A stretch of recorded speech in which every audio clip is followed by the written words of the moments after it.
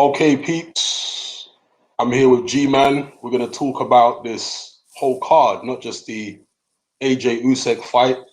In fact, before we get to the juicy bit, the AJ Usyk, I don't even know what to call it. Words can't even describe it. But before we get to that, let's first, I know you guys want me to get to the Joshua fight right away. Let's first go through the undercard because I didn't actually catch most of it. G-Man did watch it all. I only saw the Okolie fight all the way through. So where do you want to start in terms of the undercard, G-Man? I got to start with Campbell Hatton. That was just something else. Right, look, Campbell Hatton, as a fighter, we look at Eubank Jr., Conor Benn. When they turned pro, they were raw. They were. But there was athleticism there. There was something that you could work with. With Hatton, there's just nothing. There's just nothing. And he was in there with a journeyman who was 4-2, late replacement from, I think, Nicaragua or Uruguay, somewhere in South America. And he made that guy look like Lomachenko in there. He was hurt in the first round with an uppercut. Literally, he was hurt with an uppercut in the first round. He was getting peppered with jabs. Actually, to be honest with you, he was getting hit with jabs, kind of like how AJ was getting hit with by Usyk. He just had no defense, walking into jabs. I didn't give him a round. And every round was the opponent. Sonny Martinez was the guy's name.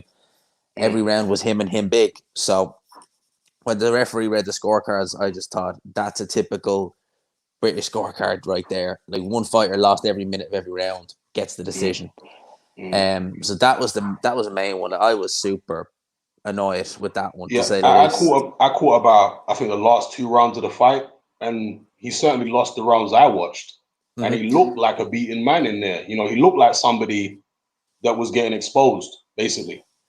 What I saw at the end, right, when the fight ended, you had Campbell Hatton with doctors checking on him, and you had the opponent who is supposed to have lost perfect, just with his corner having a laugh. I mean, that kind of says it all, like how this fight went. You have the winner getting checked on by doctors and the opponent laughing with his corner. Yeah, I mean, he was laughing during the fight. During the last 2 rounds I saw, he was like showboating and clowning Campbell Hatton. And you know that the home fighter is lost when even Adam Smith, was it Adam Smith? It was one of those guys who even said that Campbell Hatton lost the fight. He was showboating from the whole fight, and I think he couldn't believe his luck. I'm on a massive show in a stadium, and it's as easy as 1, 2, 3. I'm sure he had harder spars in camp than he had in this fight with Campbell Hatton. So they need to bring that lad on small hall shows. I've nothing against the kid, but like, why are they? It's not. You see, like, it's one thing if you're not a great fighter, but you have an entertaining style. No, that's the way. Like, Campbell Hatton, he's not even entertaining to watch. His style's very awkward, and not fun, and not easy on the eye. So I would put him back on small hall shows. I don't know why Ricky decided, we should turn you pro at 20 when you've no amateur background at all, and you look as raw as anything. So, look, I don't know what they're going to do with him, but as far as I was concerned, I'm like you. I don't use robbery too much, but that was a robbery if ever I saw it. Shout out to Frankie Coffee Cake for the donation. Shout out. He says, I want to know, can Usyk solve 280 pounds and 6'9" of Kronk inside fighting? You know who he's talking about. What do you think about that? I think he can, but I don't think it's going to be anywhere near as conclusive as this fight was. Fury's a different. See, Fury is the kind of guy where if he knows, all right, I can't outbox this guy, his movement's too good, his feet are too fast, Fury can just go earmuffs and just try and make it an ugly fight. Whereas AJ, to me, it just seemed like in the 5th and 6th rounds, he did try and make it, a bit, inside, he was going at Usyk's body, but I just don't think he's the confidence in himself or his chin to be able to do that. He'd rather just play it safe and almost get outboxed and just hope the judges see it his way. Yeah. But going back to the Campbell Hatton thing, I mean, when the decision was read out and Campbell got it, the opponent didn't even protest, almost like he was expecting to get robbed. Yeah. He knew what it was. Before the judges even read out the scorecards, he knew what it was. That was the thing that surprised me. I seen that as well, and I was like, I felt bad on him because I was like, gee, doing all that, you kind of think to yourself, you knew you were going to get robbed. Why'd you put so much work in? Mm, mm. It's a shame. It's a shame. It was a shame. It's lucky for Sky that Teddy Atlas weren't commentating on that fight. Oh man, his He would have reaction. torn Adam Smith a new one and Eddie Hearn. Oh man, he would. That's one thing I miss about Teddy Atlas on commentary. Like when he would Yeah, have them rants, if there was ever a robbery, when he'd have them rants, they were just glorious. yeah, on ESPN. Yeah. So what was next on the undercard? Was it We the have, Florian Marku fight? yeah, we had Florian Marku. Marku was an interesting one, right? He won a split decision, and there was an Italian judge who gave it to the opponent's name was Maxime Prodan, and he scored it 99-91. And I don't know what he was watching because Florian Marku won the fight. It was competitive all the way through, Mm-hmm. but wasn't split. This shouldn't have been a split decision, and that's the best I've seen Marku fight.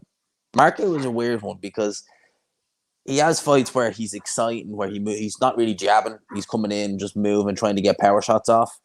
But in this fight, he just abandoned that. He switch hit the whole time. He was switching from southpaw to orthodox, and he was just Mm-hmm. outboxing the guy. That's all he Mm-hmm. was literally doing. So I was impressed with him, to be fair. But I just think Florian Marku, he's how do I say? He's more a gimmick. He's a bit like Alan Babbage, where like he's fun to watch and he's a character.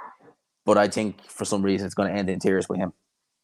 Do you think so? So it was a split decision, but you think it should have been unanimous Oh for yeah, Marku? definitely. This is the second time that something like this has happened to Marku, isn't it? Because he got, was it a draw He got a a couple of draw, fights and back? yeah, he won every round in that fight. Mm, This fight was close. This fight was competitive, but split. No, I think that even if they give it a split decision, it was 96-94 or something like that. I would have raised an eyebrow and said, "What were you watching?" But he gave Marku one round, that judge. So I don't know what he was watching. mm, I think probably that judge liked the pressure that Prodan was putting on. And one thing I liked about what Marku was doing is he recognized that he had an opponent in there who needed to set himself. So mm, Marku would just constantly throw a couple of jabs. The jab's not bad. He'd take a step to the right or take a step to the side, and then Prodan would have to immediately reset because he was mm, out of punching range and he didn't have the footwork or the skill to be able to just kind of, go along and just reset. You'd always have to be committing to a shot, and if he couldn't get it, he'd have to reset. So I like that from Marku. He this is the best I've ever seen him, to be mm, fair.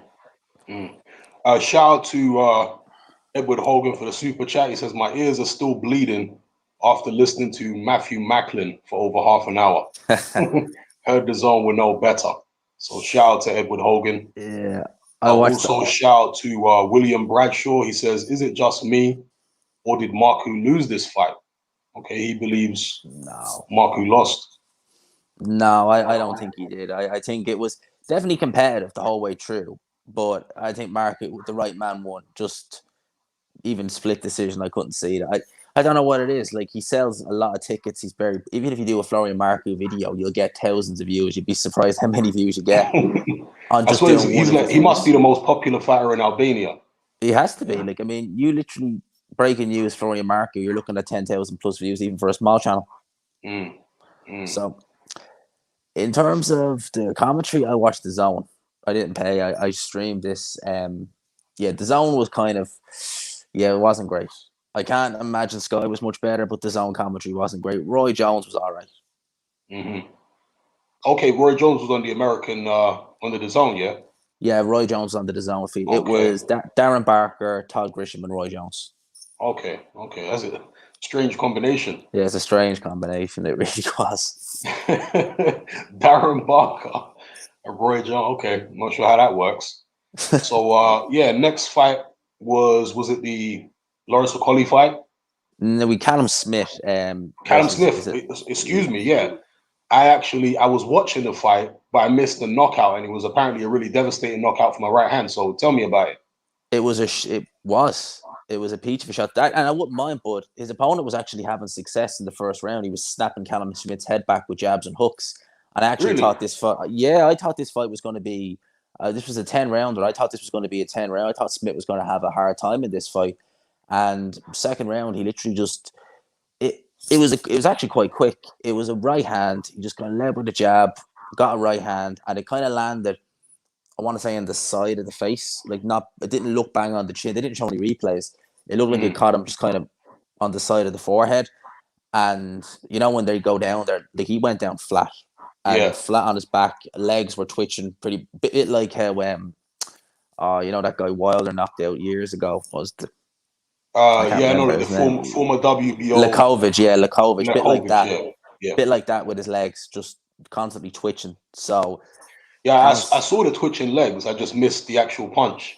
yeah, no, it was a right hand. It was a good right hand. It was a very good right hand. And Callum Smith, like he's always shown punching power, but not one punching power. Mm. So maybe being at one, he definitely looks fresh. He definitely looks like more filled out at 175 because that guy, and people have been saying he was struggling to make weight years ago. Like I remember Rocky Field and people were saying, "How long can you do 168?" And he said, "Not long." That was 5 years ago, 6 years ago, nearly. Mm. So I can imagine that being at 175 now, we'll probably see a lot more physical Callum Smith. Definitely a harder punching Callum Smith as well.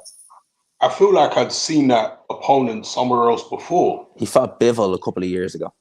Is that who it was? Yeah, he went I'm to. sure I saw him somewhere It's a bit of before. a statement because he went 12 rounds with Bivol, and Bivol never came close to hurting him really. And Callum Okay. Smith ices him with one shot in 2 rounds. So Mm. it's a good little statement. Mm. Okay. Yeah, I want to see well, I want to see the knockout and I want to see the slow mo replay. But when somebody gets knocked out that badly, particularly in the UK, they tend not to show the Yeah, slow mo until they know the guy's okay. And last I heard, he'd been taken to hospital. I'm hoping that's just as a precautionary measure and that precaution. he's I think okay. he's actually back in the hotel now. I seen someone say. Okay. Okay, that's good to hear. That's good to hear. Where do you think next for Callum Smith? You think he can step up to world level sooner rather than later, or you think he should have some more fights to get adjusted to the weight class, or what? I really don't know with Callum Smith to be honest with you. I personally feel the hunger's gone from him.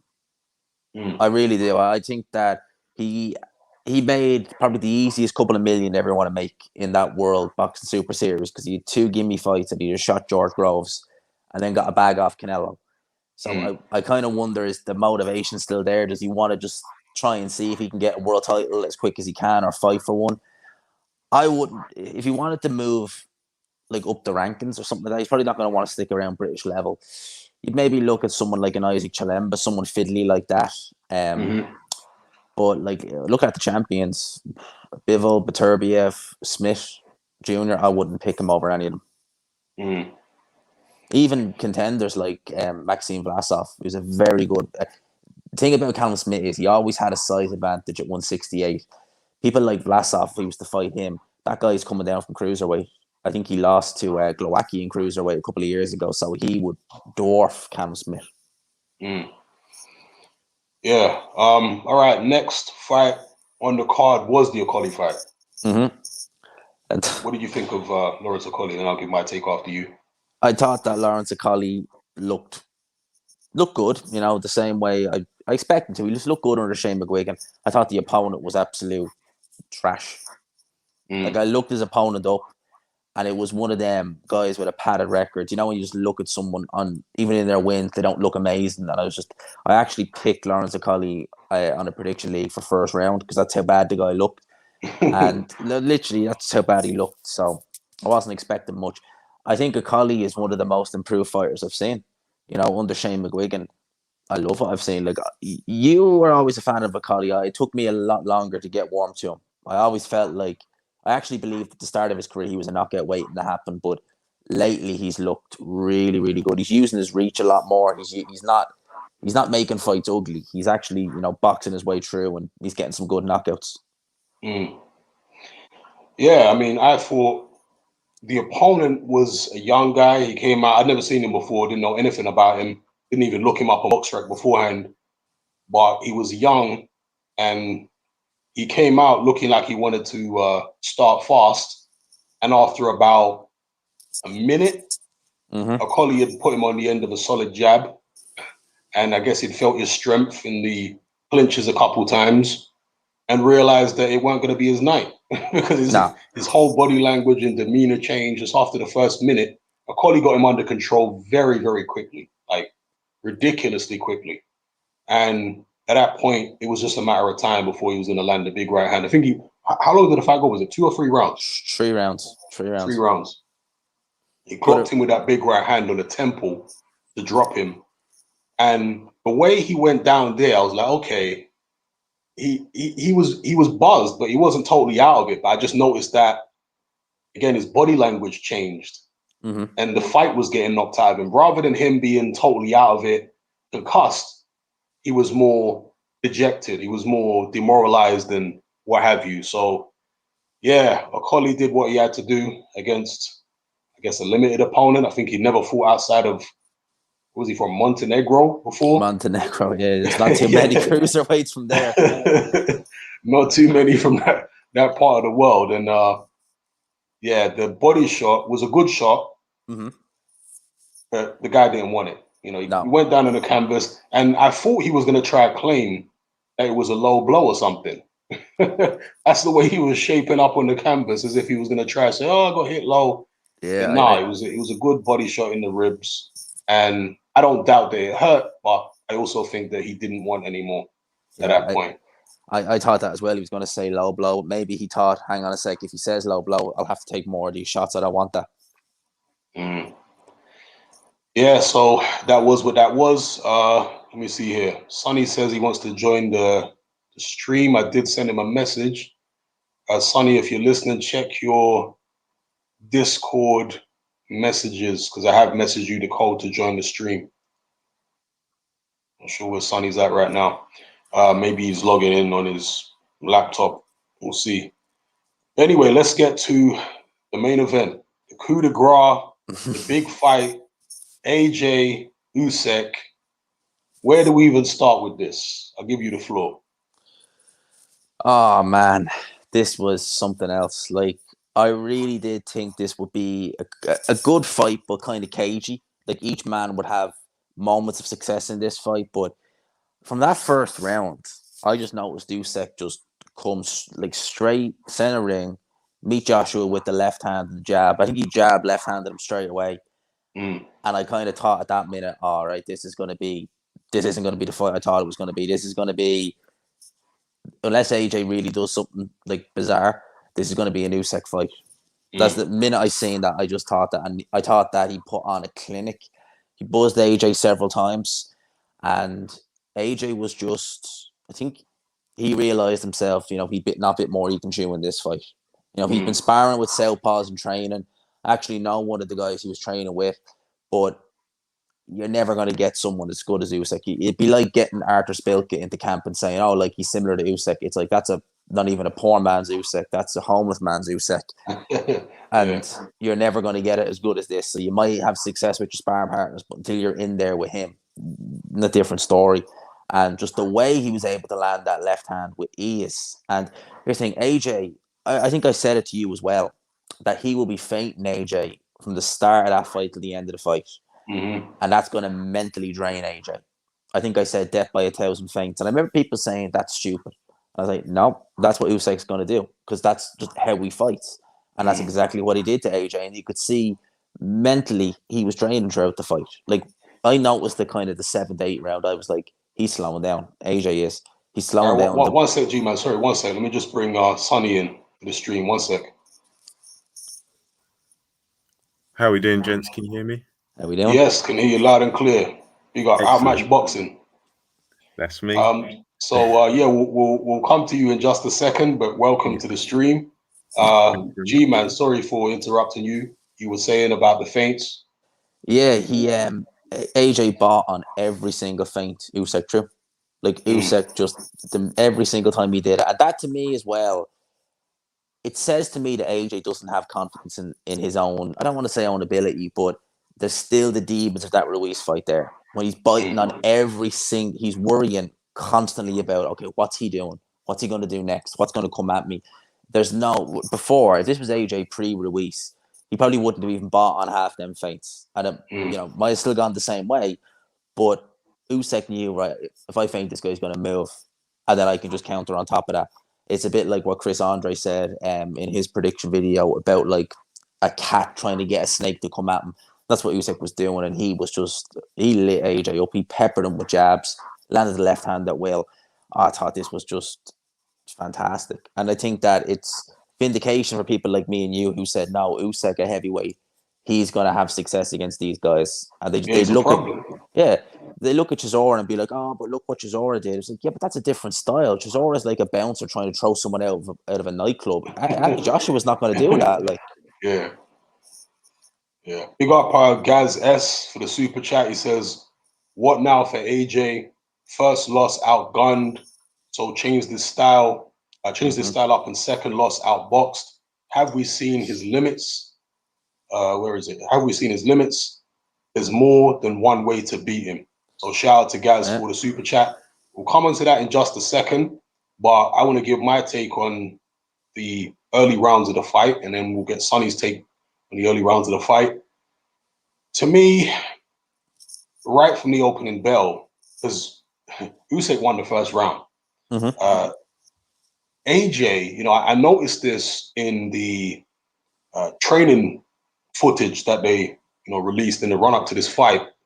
Is AJ was standing very upright when he was shadow boxing and moving around, and he had both hands up like the old McCracken style all over again. And I was hoping that, because as you mentioned in one of our talks, because McCracken had been at the Olympics all summer and AJ had been with what's the other guy called? The Spanish guy? Angel Fernandez. Angel Fernandez, that he'd maybe have more of that looser style or what have you. But no, he was moving around the ring in the open workout with his hands up and standing up tall and very McCracken-esque. And that's how he fought coming out in the first round. And I was like, against somebody as fluid as Usyk, you don't want to be fighting like that. You want to have your reflexes about you. You want to be, I'm not saying AJ can ever fight like David Haye, but, a little bit loose and concentrating on getting your left hand out there quickly, just fast and sharp. But no, he had his hands up in that traditional old school, I guess, British style. And I thought, no, this is not the way you tackle Usyk. If you want to know how to tackle a southpaw, and I'm sure this guy had plenty of problems with Usyk in sparring, and we know he did, but watch Vladimir Klitschko when he was fighting people like Sultan Ibragimov, who was an awkward southpaw. Again, not as good as Usyk, but he was still a good fighter, Ibragimov. And many other southpaws that Klitschko fought. He would fence with the left hand because of his amateur background. Klitschko fought countless numbers of quality southpaws in the amateurs. So he knew how to fence with them. You see the way that they pull with their right hand and they try and, bait you into throwing something and counter you with the left. That is what Klitschko was quite good at dealing with, much better than AJ. You have to get your left hand out there. You have to get the antenna out there, as some people call it, so you can gauge the distance and make the southpaw miss. But with AJ, his hands up, standing very upright, very McCracken, just walked right into Alexander Usyk's trap. And I've seen the thumbnail. I haven't watched the video yet. But Usyk has actually said that he thought AJ would be tougher than this. And I'm not surprised. It was easier than Usyk thought it was going to be. And it was easier than I thought it was going to be. I thought this was going to be a very close competitive fight.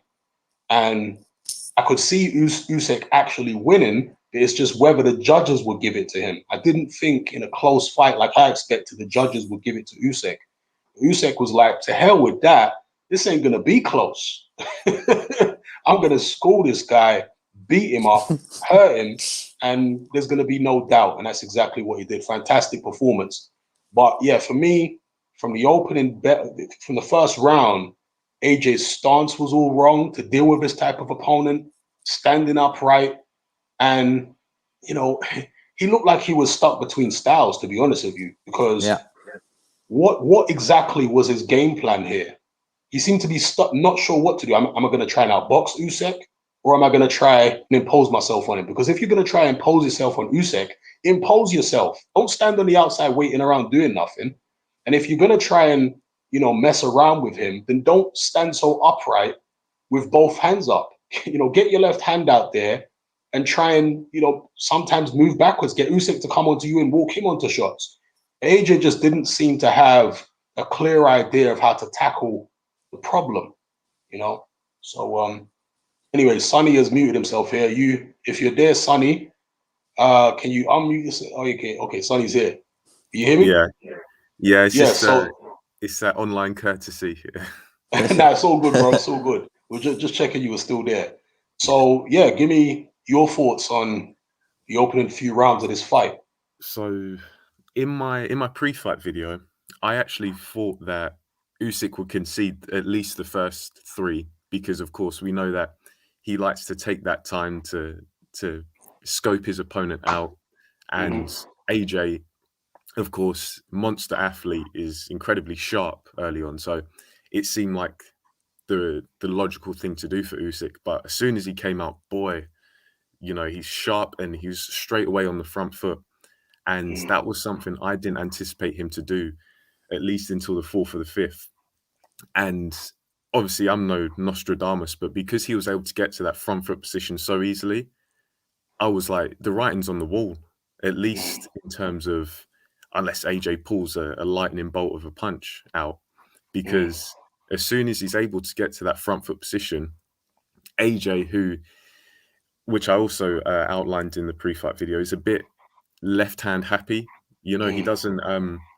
One thing I think is a severely underrated tool in boxing is, with Kovalev, he used to do that thing where he'd bring his weight forward and completely unload the right side, and then he just flicked that right jab out. Yeah. And Yeah. he basically just doubles his arsenal with it. Whereas Joshua doesn't do that. You do see there were probably moments where he tried to. He'd just send the right hand out, but it was too infrequent. And because he's only got that basic lead left, as soon as Usyk decided or basically found out how he was able to get around it, I think he bagged the early rounds. I had him sweeping the first three, and yeah, he was splitting the jab of AJ early, something that Manny Pacquiao does a lot. And I think, it's, I don't want to say that. I just don't think AJ was in the fight, not because of any external reason, but just because he was completely outclassed from early on. Yeah, and AJ really didn't adapt at all throughout the fight, because that's what you want to see from an elite level fighter. When he's put Absolutely, in a bad situation like that, he needs to be able to adapt on the fly. If things ain't going well for you, you have to be able to switch up your game plan, switch up your tactics, even switch up your stance, and do whatever you have to do to turn the tide. I mean, we saw Tyson Fury do that against Steve Cunningham, for example, earlier on in his career. It was looking very bad for him. And he said, you know what? To hell with boxing. I'm going to take it to this guy. I'm going to lean on him. I'm going to fight a big man fight. I'm not going to allow him the time and space to be able to outbox me and ping me with his fast right hands over the top. AJ just didn't do that. There was no adaptation. There was no adjustments. He just did the same thing from the first round to the 12th round for the most part. There was a few times where he tried a few little different things, but there was no injection of pace or serious urgency. And part of that might have been because of the fact that he got quite badly buzzed. I can't remember what round it was. It was somewhere around the mid rounds. Third round. Quite badly. Sorry, go on. It's the third round, I think he was when he was buzzed. Was it the first? Is that early? Yeah. Yeah. Yeah. Wow. Yeah, it was definitely that early. And this is what I was saying in my pre-fight video, is that people were comparing AJ Usyk to some other heavyweight title fights where a little cruiserweight or a light heavyweight comes up and challenges a big man. And some people were saying, for example, like Klitschko versus David Haye. But Klitschko was far more, how can I describe him? He was far more reliable at that point in his performances, far more steady than AJ is right now.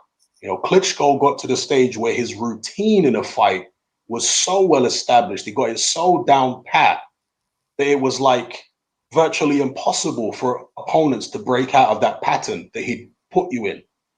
AJ doesn't have that. And, that's something I said before the fight. And on top of that, Usyk is a lot more skillful than David Haye ever was. David Haye is fast Absolutely. and powerful and all this, but Usyk is way more versatile than David Haye. So I saw this as a much more competitive fight than that, much more tricky fight than that. And the vulnerability of AJ, another thing I talked about, showed itself early. I was quite surprised by that. I thought, okay, if Usyk hurts AJ, maybe late in the fight, AJ's getting a bit overzealous and Usyk catches him with something. It was early. AJ, I don't think has ever had a particularly great chin. I know people have tried to argue this back and forth, but I don't think anybody can deny now that he's kind of chinny. No. AJ's chinny. And he's cognizant of that himself, particularly after that first Andy Ruiz fight. He looked scared in the Ruiz rematch, and he still looked concerned in the Kubrat Pulev fight to me. The funny thing is, coming into this fight, AJ looked very relaxed. In all the pre-fight, at the gloves meeting, at the weigh-in, he looked relaxed as I'd seen him for a long time. And I suspect it's because he didn't think Usyk had the power of somebody like an Andy Ruiz or whatever. He saw the Chisora fight and thought, okay, Bell's been knocked out a bunch of times and, he didn't get Chisora out of there. So there might have been a little bit of complacency from AJ's part in terms of protecting himself against Usyk's power early on. Obviously, as the fight progressed, he wasn't complacent because he understood he could be hurt by this guy. Mm-hmm. But yeah, the third round, I was like, wow, here we go again. Is Usyk gonna get? Yeah. Is AJ gonna get chinned again? Yeah. You felt like deja vu.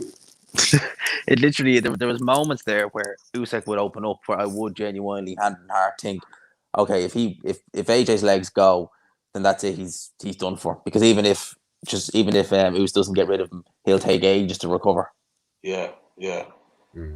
And to be fair, I mean, he didn't get as badly hurt here as he did against Ruiz or Klitschko, and therefore he was able to recover relatively quickly. And perhaps the training that he's done, physical training, losing weight, mental training, I don't know, might have helped him a little bit, possibly. But going into the mid rounds, I think AJ won a couple rounds. Which rounds did you, if you gave him any rounds, which rounds did you two give I gave AJ? 3 rounds, and I gave him the 5th, 6th, and 8. Okay. It's hard to go off memory. I think I gave AJ 3 rounds tops, and one of the rounds was generous. I had it more of a 50-50. But yeah, around the mid rounds, I feel like it wasn't even because he won them big. It was like an exchange between him and Usyk. Maybe Joshua just punctuated it a bit with like a right hand here and there at the end of the round, something like that. But yeah, 2-3 rounds to AJ. Rest, I feel Usyk took him quite clearly, to be honest. Yeah. And as the fight progressed, I think from what I can remember, the 7th round was a big round for Usyk. Like he was schooling AJ again in the 7th, putting a beating on him. And at that stage, did either of you think that Usyk could get the stoppage? No. I genuinely, I think at that stage, I kind of was like, this is going 12 unless something crazy happens. But I kind of had a fair idea that it was going to be Usyk pretty much the rest of the way after that. I don't think I really had. There was never a point where I was like, okay, Usyk can really take him out, other than the 12th. And I think, to be honest, I think at that point, a lot of people were thinking that because AJ was completely gone. And when in the last few seconds, when he was, just to jump ahead, when he was laying against the ropes, that was flashbacks to the Klitschko fight. Because you remember when AJ was, he was stumbling all over the place like a drunk. Yeah. So for me, by the mid rounds, I was thinking AJ could actually get stopped here because of the fact he'd been hurt. He looked like he was getting tired, and I thought if he gets desperate, Usyk could crack him with that left hand. And Usyk was actually the longer the fight went, the more Usyk was actually going for the knockout. And we saw that in the 12th, where he wasn't leaving anything to chance. He was going for the finish. In fact, the 12th might have actually been Usyk's most aggressive round.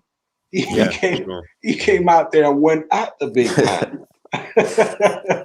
And you did say this, that G-Man, before the fight. You said that you'd like to see what would happen if somebody just comes out and sticks it on AJ from early.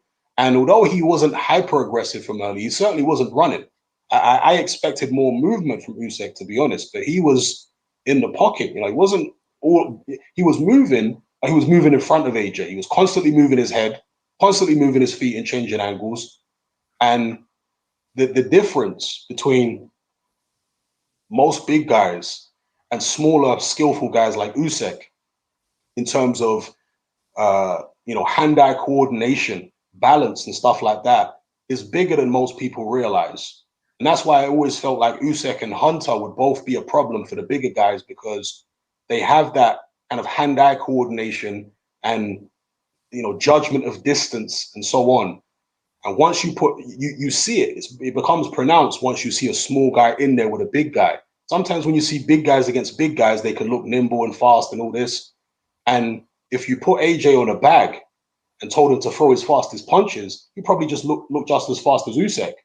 But that's not taking into account, again, the hand-eye coordination against the moving target. These are the things where big guys tend to struggle more. Same with Tyson Fury against Cunningham. He figured out early, I think, against Cunningham, okay, this guy is moving all over the place. I can't focus on the target. I'm going to need to either get him to come to me and stay in my chest and try and slug with me, or, as he decided after the knockdown, I'm going to have to go after him and just pin him down and wail away. I cannot allow this guy to have time and space. And that's the thing with the little guys. When they come up, they have that kind of movement. And Usyk, there's somebody in the chat there talking about Usyk. There's Phil here saying, will Usyk leave a bigger legacy on boxing than Evander Holyfield? I mean, that remains to be seen. But I was always kind of scratching my head why people were saying Usyk can't be another Holyfield. I mean, they were saying, oh, well, he doesn't have the same style as Holyfield. Well, since when does he have to have the same style? Like, there's been small heavyweights that come up from light heavyweight and cruiserweight that move. There's been guys who are more scrappy like Holyfield. And actually, Holyfield beat Riddick Bowe in the rematch by moving. He didn't do it by scrapping. He tried to scrap with him in the first fight, and that's why he lost. In the second fight, where he fought more of in the second fight where he fought more of a little man fight, moving around, that's when he won. So, anyway, fight progressed. What were you guys thinking going into the championship rounds? Were you thinking AJ might be able to claw it back, or did it just look like Usyk all the way? I had the memory in my head of the Klitschko fight. Do you remember when Klitschko was winning pretty much from the mid rounds till he got stopped, and just thinking, will a shot, especially the 11th round, I was like, will a shot just come out of the blue from AJ?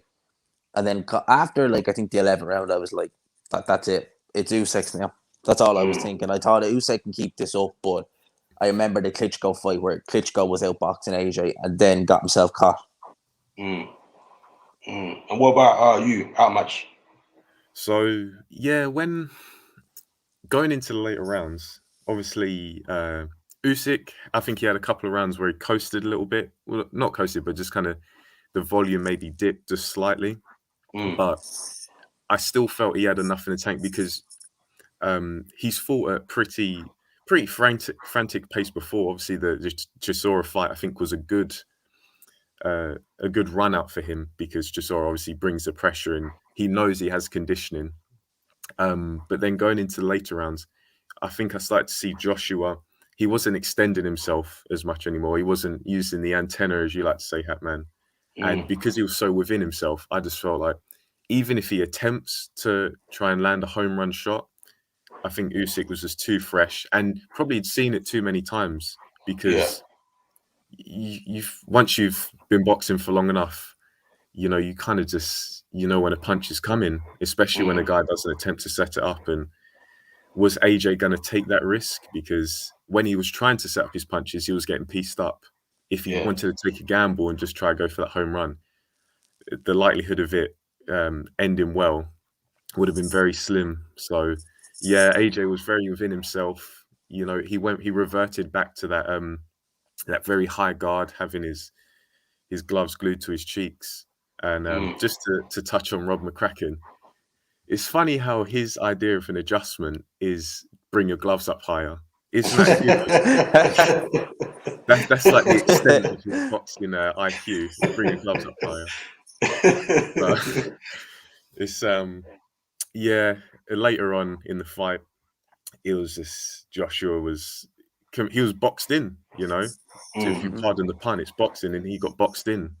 He just couldn't contain Usyk at all. Usyk just had all the shortcuts, all the routes around AJ, and I don't know if you noticed, but AJ looked like he was getting bullied at points because AJ was like, you know, so he was kind of like dipping away and trying to duck under some punches, extending his arm out, trying to control Usyk.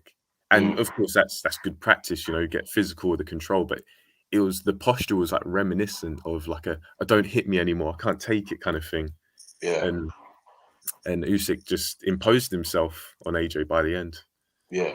I saw that as well in AJ's body language. He did look dejected. He did look like he was a victim, like he was being bullied in there. Yeah, 100%. He looked like I mean, this might sound a bit extreme to some, but he looked novice-y. Like he looked like he did. A novice stand the gym in there with a much more experienced guy getting pinged all over the place. That's probably how he felt as well. And I think it's oh, go on, Hatman. No, go on. I think it's because, you know, obviously when he lost to Ruiz, he went through that kind of rebuild process for the 6 months afterwards. And in the Ruiz second fight, obviously in the lead up, he brought in Joby Clayton and Angel Fernandez, I think his name is. And because there wasn't any real crisis in that fight or the Kubrat Pulev fight, we didn't see him revert back to type. Whereas because he was actually struggling in this fight, but he hadn't yet properly tempered his newfound technique from adding those guys to his team, I think that's why we saw him reverting back to type, that kind of old reliable, you know, hands up, try and get the hooks and uppercuts, that kind of style. It's like the day one typical British amateur coach. Get your hands up. 1, 2. I hate that stuff so much. Me too. Somebody in the chat said that they rang the bell early in the 12th for AJ when he was getting battered. Did any of you guys notice that? Didn't notice it, to be honest with you. I didn't notice that, but I noticed one of the rounds previous, maybe like the 10th, my stream got a bit fuzzy, but the sound was okay. I didn't hear the bell at all, but the round ended. I don't know if you guys noticed that. Can't remember that, but as far as McCracken, I wasn't actually paying attention in between rounds because I'm such a flipping motor mouth. I was just yapping, blah, blah, blah. I'm one of them people, man. I just talk all the way through the fight. And I didn't even hear the commentary because I was giving my own commentary. But yeah, I didn't hear what McCracken was saying. Do you guys know, were you paying attention all the way through to really analyze what advice he was giving? I know he said to AJ, keep your hands up more, but was there anything else he said? Because I noticed somebody in the Discord said that AJ actually got agitated with McCracken at one point. Any of you see that? No, I didn't see that.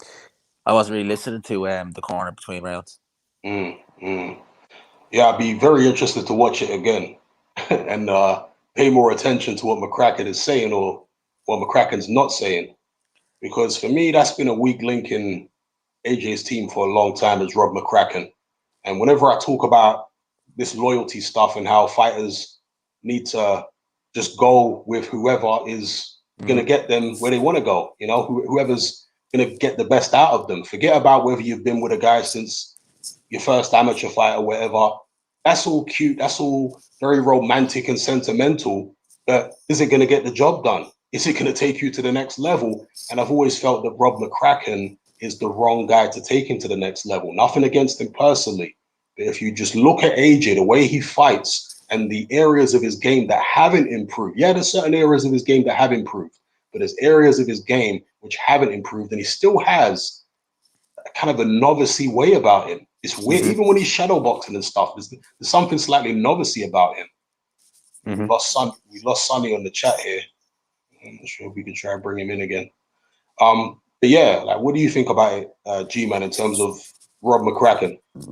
He should have left them years ago. Like I felt that. I felt if there was ever a time to get rid of Rob McCracken, it was after the Ruiz first fight, and he didn't. I think AJ does strike me as someone who is loyal. He's loyal to the people around him, like Eddie Hearn, like Rob McCracken.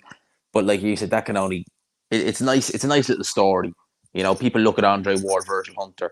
Yeah, there's nice stories like that, but for the most part, if it's something's not working or you know yourself you're not improving with someone, the best thing to do is go with someone who will. That trainer can still train fighters. Rob McCracken's going to be training fighters for years and years to come. AJ has only how much long left in boxing. He needs to make the most of what ability he has. And with McCracken, he's just not doing it. He looks the exact certain parts of him have improved. Yeah, you said that. But there's areas of his game that are still the same as they were 3-4 years ago. They haven't improved. And his way of adjusting, as Sonny said, just, oh yeah, hold your hands up higher. It's not going to work against Alexander Usyk, mate. Doesn't matter how high you hold them up, it's not going to work. Yeah, so the 12th round, Usyk dominated, battered AJ in the 12th, and it was such a dominant fight that even though we had a horrendous, apparently, robbery on the undercard with Campbell Hatton, in that 12th round, I thought to myself, there is no way on earth that they're going to be able to give this fight to AJ. There's no way. He's got battered from pillar to post. It's been too one-sided. They're going to give this to Alexander Usyk. Although, I think one of the judges had Usyk only winning by 2 rounds. Yeah, might have been Howard Foster. Was it Howard Foster? I don't remember who it was, but I remember the scorecard. It was like was it 115 to 113? And I was livid at that point. I was like, because obviously Usyk still got the decision, but they tried it. They actually tried it. The scumbags. They actually tried it. They always have to. Yeah, they actually tried it. The Ukrainian judge, I think, had it. Was it 117, 111, 117, 110? To me, that was a good scorecard. Yeah, Steve Weisfeld was the other judge, 116, 112. Steve Weisfeld is an odd judge now. He normally tends to favor aggressors. He's actually not a bad judge. So I think he was. I wouldn't scream any foul play with him because he's given some weird scorecards even for the away fighters. He's given some weird scorecards in the past. But Howard Foster, when I heard his name and I heard the close scorecard, I just thought, oh, there you go, one of Eddie Hearn's buddies. Yeah, it was the Rat Man won at the end of the day. That's the main thing. That's the main thing. And where do both fighters go from here? Because G-Man, you said in our last chat that if AJ lost in this exact kind of fashion, got beat up, and it was completely decisive, that you don't think he'll take the immediate rematch. And after seeing that, I tend to agree with you. How do you feel about it now? I don't think he will. Honestly, I'd be surprised if he did. Ruiz, you can tell yourself you got caught. You were beaten over 12 rounds from pillar to post. You can't turn around and say, look, I went in for the kill. I got caught with a good shot, never recovered. That's fine with Ruiz. Same with Dillian Whyte. You were beaten by the better man on the night. And I don't know what he can do to change it. I think from Eddie Hearn's point of view, money to be made in the rematch, yeah. Or winner of Wilder Fury. If it's Fury, that's still a huge fight. That is still massive. Would Eddie Hearn just think, you know what? Why don't we just take that fight? We'll make more money from that than we will in the rematch. Let's just go. Let's just roll the dice. If we win, happy days with the WBC. If we lose, we have a massive payday. Yeah, and this is why. I mean, look, we don't know exactly what's going to happen over the next, few years with AJ's career, what he's going to decide to do.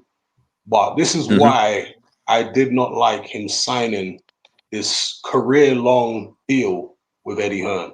Because, when you lose like that, when you've been set up to fight for the undisputed and Eddie Hearn says you're the best heavyweight in the world by far, and he's put so much stock into you, and you go ahead and just get totally dominated like that, Eddie Hearn's not going to feel as enthusiastic about you moving forward. That's No. probably what's going to happen. Yeah, any promoter's going to be like that. They're not going to feel as enthusiastic. And once they're no longer as enthusiastic and they're not putting as much effort into you, and there are other heavyweights maybe on his roster, he's signing people, right? And he's looking at this guy saying, well, this guy might actually be my meal ticket in the future. Let me start putting more effort into promoting this other guy rather than AJ. All of a sudden, the relationship between them starts to get strained. They're drifting apart because Eddie's not answering his calls. That's a famous line from so many fighters, right? Who lose. Eddie's not answering my calls anymore. So once that starts happening, if you're AJ, you can't go anywhere. You're stuck with this guy. Maybe you want to change. Maybe he's not giving you the opportunities that you want. You're at his mercy at that point, because if he doesn't want to let you out of the contract, you know, and to be fair, right, with Eddie Hearn, he does tend to let people out of contracts. He's done it several times before their contract is expired. But hey, people change. Sometimes you don't really know their true colors until you're in a situation like that. So, you know, for me, it's not, you know, just Eddie Hearn. It's in general, I don't like fighters doing that because it usually ends in tears. When never mind career long contracts, even 4 or 5 year contracts, it usually ends in tears. So I think that when I heard it, I thought that's crazy. AJ is a bigger name than Sky, Eddie Hearn, and the Zone combined. Why doesn't he just do the Canelo route and put his own shows on and just work on a fight by fight basis with people? To me, it makes just way more sense. Yeah. Big up Small Got for the super sticker. I'm not sure what a super sticker even is. You know what a super sticker is, G-Man? It's just like it's a super chat just without a question. They just kind of stick like an emoji. Okay. We got Small Got for the super sticker. So what about Alexander Usyk? Let's first assume that AJ doesn't take the immediate rematch. I'm sure there's going to be a whole heap of pressure on him to take it, because after getting battered and schooled like that, Eddie Hearn must be thinking, I might have to cash this guy out, right? And the people around him must be thinking, we need one more big payday.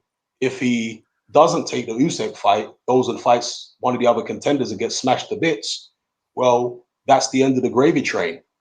And I'm sure in the contract, the amount of money that AJ will get for the rematch is still going to be huge.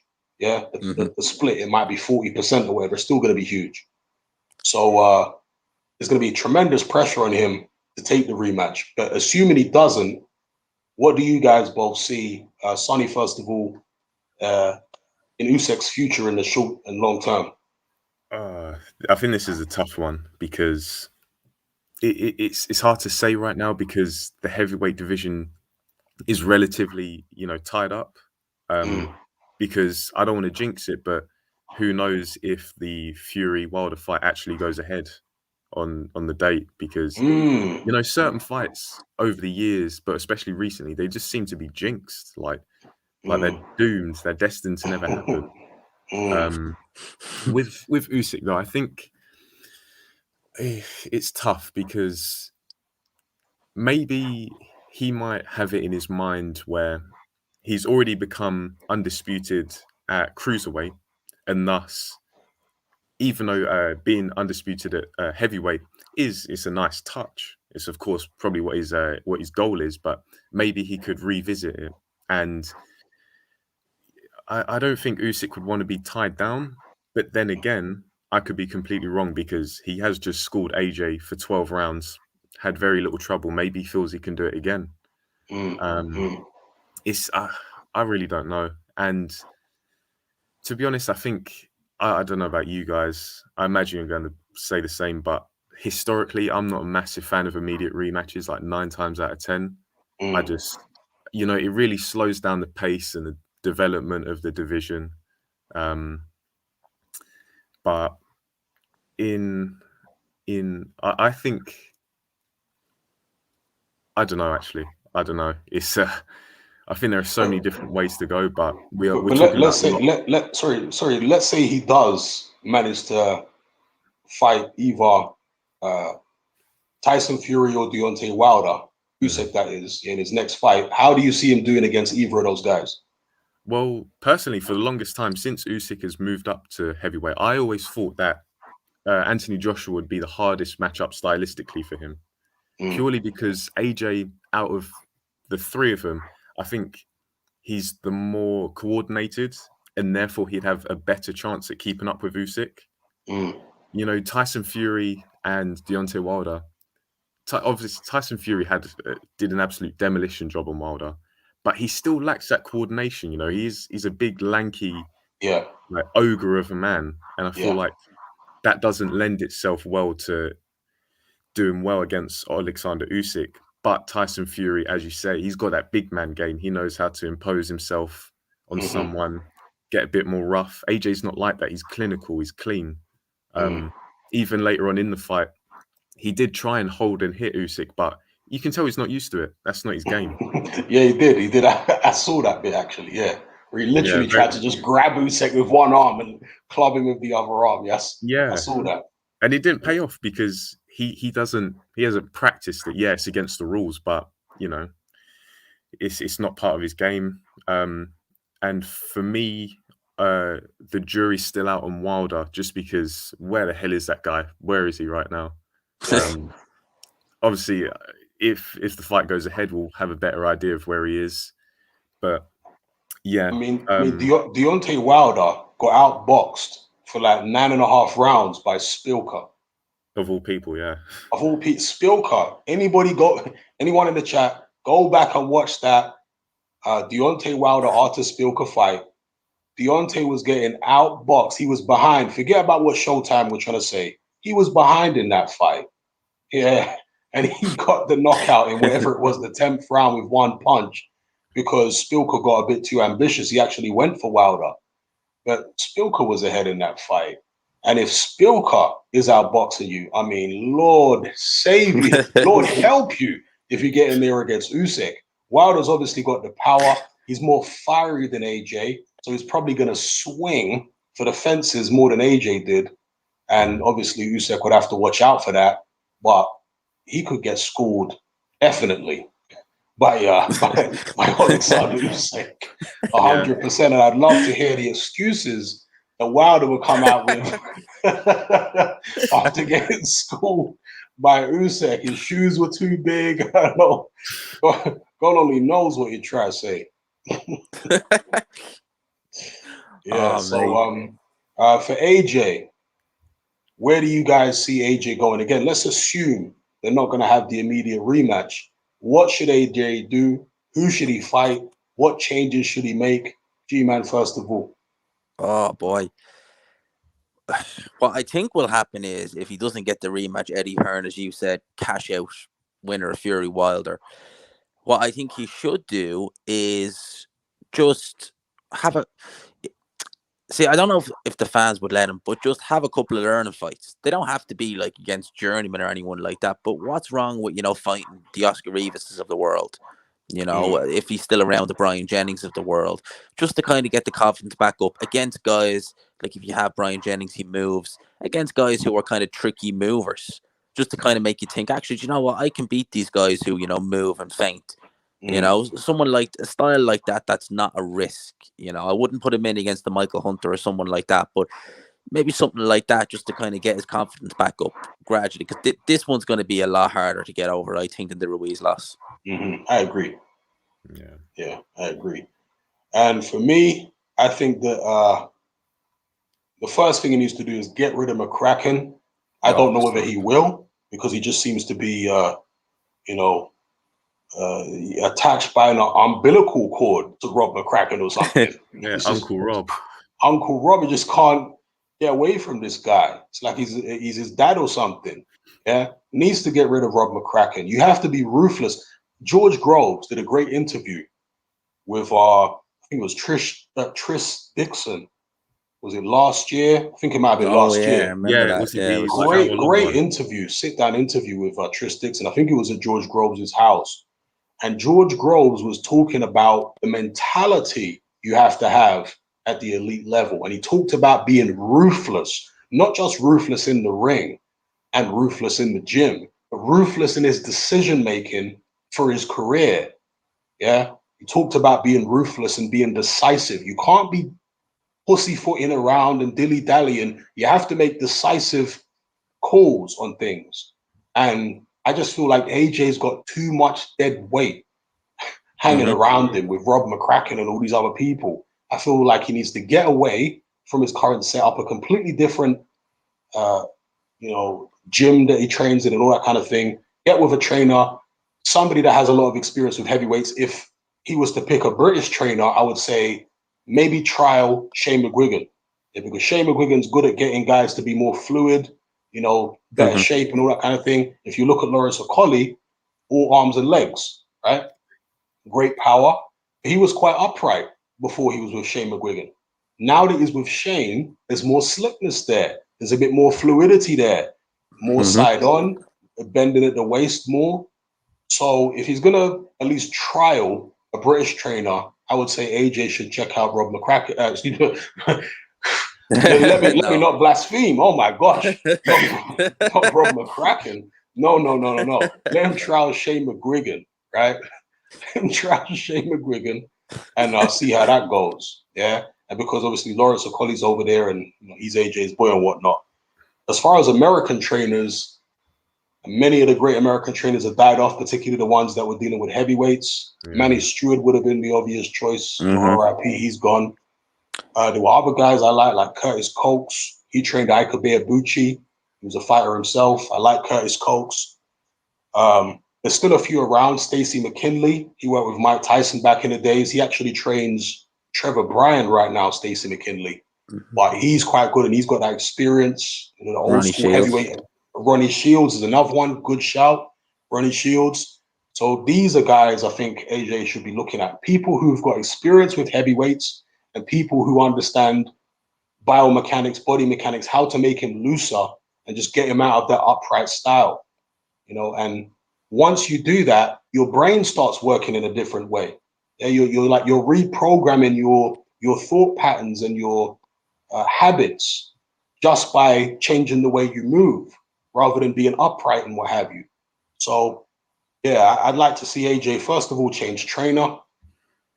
And then I think he's going to have some learning fights. I think he's going to have to step away from the big stage, and that means stepping away from the big paydays. And he's going to have to dig deep, exactly like a Rocky movie. AJ came out. That's one of the things I liked about. The only thing I liked about AJ's performance tonight was the entrance music coming out to the rock. There's no easy way. I like that. Yeah, that was 80s. I love the 80s. So he's going to need to do some soul searching like Rocky.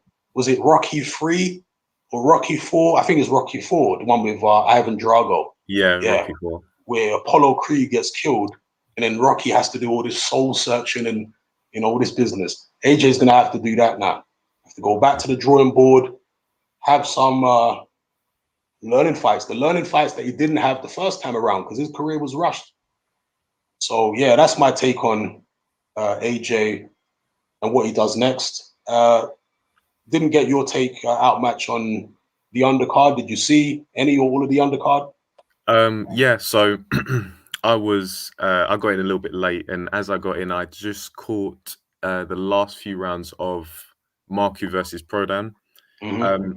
Gotta say, I've never been particularly impressed by Marku, but I am starting to see him develop into quite a handy fighter, I must say, even though he's in against Prodan, who's probably like a D level opposition at best. But I feel like Marku, I agreed with you when you said that Marku's attitude is like he rates himself so much higher than his ability warrants.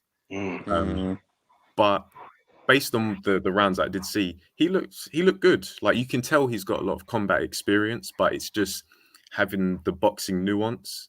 But I feel like I saw that today. What other fight was there? You see Campbell Hatton? Campbell Hatton. I'm like, I don't want to rag on him, okay? Because at the end of the day, if I was in his position and I got offered to fight on these massive stages, you best believe I'm taking it. But see, the thing is, like, just to fly off on a tangent a little bit, do you remember all those years people were saying that Chris Eubank Jr. was living off his dad's name? Yeah. And they completely disregard the fact that Chris Eubank Jr. was fighting in flipping Blue Water on Mick Hennessy shows. But then Campbell Hatton comes along, you know, an okay amateur, and he's getting put on pay-per-view after pay-per-view after pay-per-view. And not even like the free to air show, like part of the show. He's what, after did he go on after Callum Smith? Yeah. Mad. It's insane. Wow. What? He went What? He on went on before after Okolie. Callum Smith. He Yeah. went on just before Okolie, yeah. Wow. Crazy. And regarding the fight, I think it was a 6-rounder. Mm-hmm. At best for Hatton, it would be a draw. But from what I saw, No, Martinez was dishing it out. Like there were parts where Hatton looked like he'd get stopped. It was only because Martinez was a little bit of a scrub and he didn't really have the cleanest, sharpest technique. But Hatton was getting pieced up. yeah. Yeah, it was crazy. It was crazy. I only saw like the last 2 rounds of the fight, but definitely looked like he was getting pieced up there. And did you see the Callum Smith fight? Oh no, you said you missed it. Did you see the Lawrence Okolie fight? Yeah, I saw that, and I saw the Callum Smith fight. Well, the 2 rounds that I did not expect that. You know, Castillo, I think his name is, in them with Bivol. Didn't look like he ever shipped much punishment from Bivol. But then, geez, right hand from Callum Smith just completely laid him out. And from what I've seen, there's no update on Castillo, so hopefully he's all right. Because No, he's back in the hotel now. Okay, that's good. Because he was, it's been a while since I've seen a knockout like that. You know, proper convulsions and everything.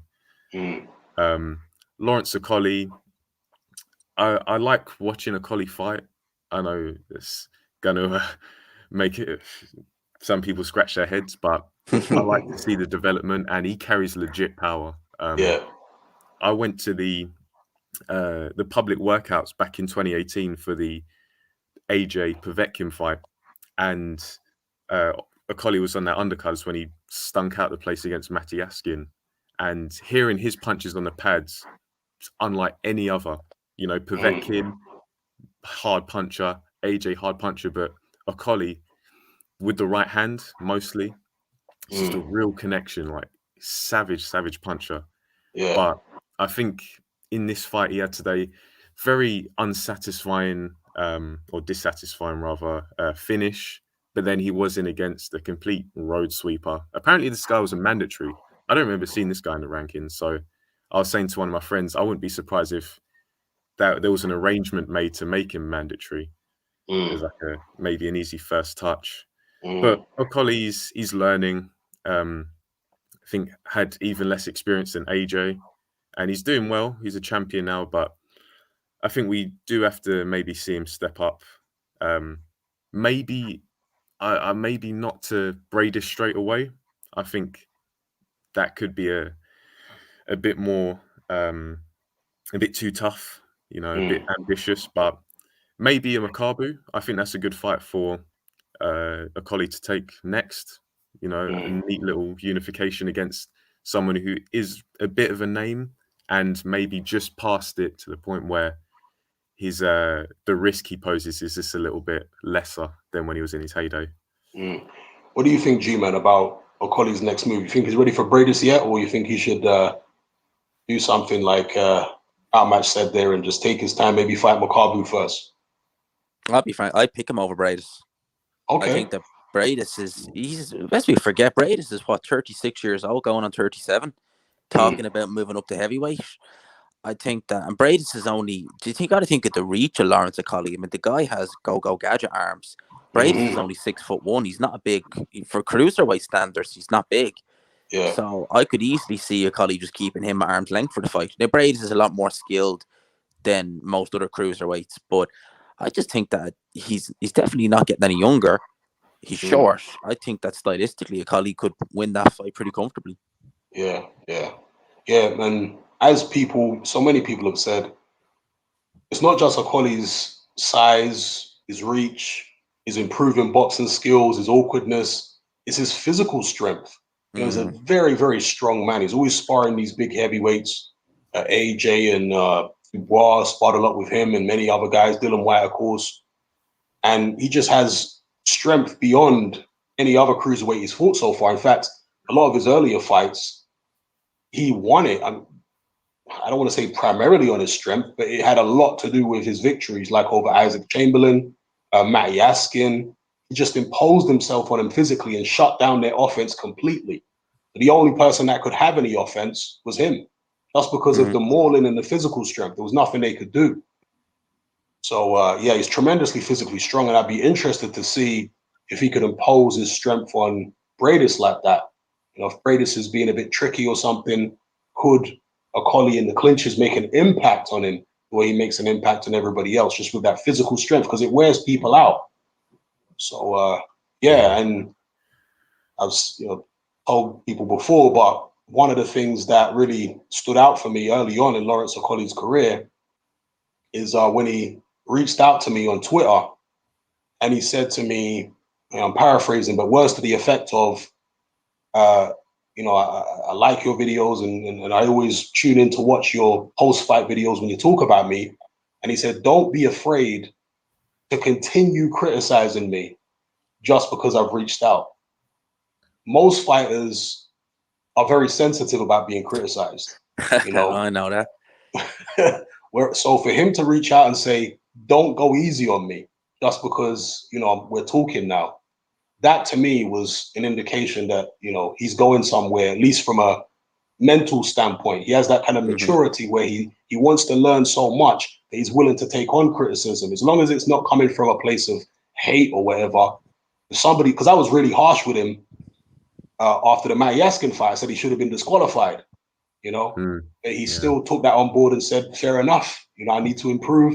And he went with Shane McGuigan, which I think was a great move, going with Shane McGuigan, because that Glowacki performance was tremendous. I know Glowacki is not what he used to be, but nobody's ever done that to him, other than, well, I guess the Bradis fight. But for a guy of his little experiences, Okolie, I thought that was a tremendous performance. So I think AJ might learn a thing or two from his prodigy, actually. From yeah, someone made the joke in a Discord, and it was such a dig, but it was hilarious. They said maybe AJ should take a break from the main events and fight on Okolie's undercard. He probably should. He probably should. And back in the days, there was that rumor that Okolie had actually dropped AJ or knocked him out in spar. I can see it. AJ's that chinny. All these like sparring rumors where so and so dropped him and the other person knocked him out. I can believe it.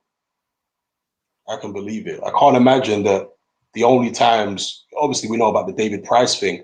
I can't imagine the only times other than that in sparring, or the only times other than that he's been dropped is in professional fights. I'm sure he's been dropped a bag of times in sparring and hurt. Yeah. Just to go back to the fight, did you guys notice how flipping strong Usyk was in the clinch? AJ looked like he had absolutely like no, well, I don't want to say no strength, but he didn't look like he could impose himself on Usyk at all. Yeah. No, Usyk looked like he was holding his own in there. Yeah. And I think a lot of that was psychological as much as physical, because when you're getting beaten like that, it makes you feel like a little boy. It drains you. And AJ is already not really a guy that likes to fight particularly physical. He likes to keep everything clean, like you said earlier. And then when you embarrass him the way that he was being embarrassed in there, it drains you of strength when you're in that position, So, and also Usyk being a southpaw, is generally harder to clinch southpaws than it is to clinch orthodox, because again, the two lead hands are clashing. So to grab a southpaw, usually, you're right-handed, you're trying to grab him with your right hand, his body's further away, if you know what I'm saying. Whereas with an orthodox fighter, you grab him with your left, it's easier. So, yeah, AJ's never been a great clincher anyway. I think we saw that in the Ruiz fight. He's not particularly good at clinching. And Usyk is just more rounded all the way, inside, outside. And that was the thing as well. A lot of people were saying that Usyk wouldn't be able to deal with AJ on the inside. Usyk dealt with AJ everywhere.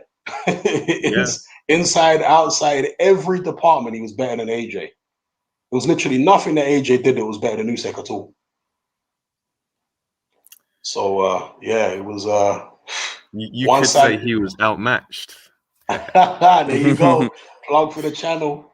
Make sure you guys go over and subscribe to Outmatch Boxing. Yes, yes. And of course G-Man Boxing. Appreciate it. But unless we got anyone else who wants to join the chat quickly, I don't think we do. We might bring this one. Oh, what's this? Just reading something in the Discord, made me laugh. Yeah, so we'll leave it there unless there's anything else you two want to add. Anything I've missed here? Well, I think we'll be making videos on this for a good few days to come. That's what we'll say. In fact, yeah, we'll leave it on one more point, one more question, and that is, what is Eddie Hearn thinking right now? Oh, Jesus. You G-Back, first of all, what's Eddie Hearn thinking, and what's he gonna do? Oh, mate, I'm sure he's looking at this and just thinking, why did I sign him to a career long contract? Because it's long term, and I'm sure he's thinking, I need to cash this guy out because what else can I do? If he goes in against Usyk and loses again, he's done. If he beats him, people will just, if they didn't fancy AJ before, like if they weren't confident before, now their confidence is going to be through the roof opponents. You look at Pulev. Pulev was always reluctant to fight AJ until Ruiz beat him, and then he was like, I want this now. And what about you, Outmatch? What do you think is going through Eddie Hearn's mind right now? Well, seeing a glimpse of Eddie Hearn in the post-fight interview, he looked sick as a dog. I swear, that fight must have knocked 10 years off his life. Because it was a slow beating as well. He knew full well every round AJ was just getting his face punched in. And Eddie Hearn had to sit through the whole thing. That was gas. I think, Eddie Hearn, he's a smart guy, so I'm sure he has ways and means of kind of using the money he's made off of AJ to invest in something else. So, because Eddie Hearn's like, he's not like certain other promoters. He is quite the optimist, and I think he does that a lot to maintain the morale amongst his fighters, especially a fighter like AJ, who has just lost all the marbles pretty much. But yeah, Eddie Hearn, what's going through his head? I think Eddie Hearn's probably scrambling a little bit. He might be 50-50 in between, do I invest money into AJ's road to recovery or do I cash him up? I think Eddie Hearn is going to sleep on it, maybe give it a couple of weeks and then make a decision. But I think it's hanging in the balance. It's 50-50. Yeah, I saw the thumbnail of one of Eddie Hearn's post-fight interviews. He looked like he'd done 12 rounds of Usyk. Never mind AJ. All the color drained from his face. I'm telling you, Eddie looked like he just lost the heavyweight title himself. He just taken a 12-round beating. So yeah, he's gonna have some deep thinking to do. Tough decisions to make, because he's a businessman at the end of the day. He's always talking about how he isn't like the other boxing promoters who make silly financial decisions. And he's been like that, to be fair. When fighters haven't been performing and they haven't been, putting bombs on seats and setting the pulses racing, he doesn't answer their calls anymore. Who's that? Is it a light middleweight guy that he signed? He was a real good amateur. Is it Yellow Usinov? Yeah. Oh, yeah. He got rid of him. Oh, Usinov, yeah. Yeah, like the guy wasn't coming with the exciting performances. So Eddie just turned his back on the guy. He didn't even try to sell him to the Kazakh crowd. I don't think he was just like, no, this guy, nah, not gonna bother. Yeah, and of course there was what's the guy called? Anthony Sims Jr. He did an interview a few weeks back where he said basically Eddie Hearn just left him out in the cold. After he lost, and he was like, Anthony who? Yeah. So it's a cold sport, and that's why, as a fighter, you gotta be ruthless too. Can't let these promoters gas you up and make you think that they're your friend. Friends in this business.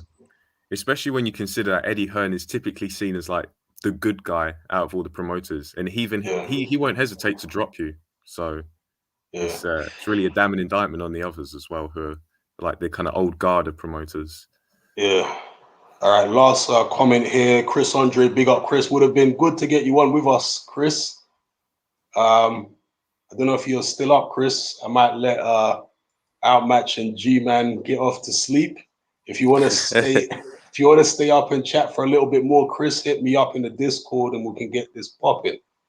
Yeah, G-Man, Outmatch, thank you very much for joining me. And if you want to just plug your channels quickly and any socials. Do you want to go, G-Man? You're more established than me. Cheers, mate. Yeah, my channel, G-Man Boxing, and Twitter at boxing_G-Man. Yeah, literally, Patman, El Sonny will tell you, I just do breaking news, post fights, and just analysis of fights before they happen. So pretty much the same as what Hatman does.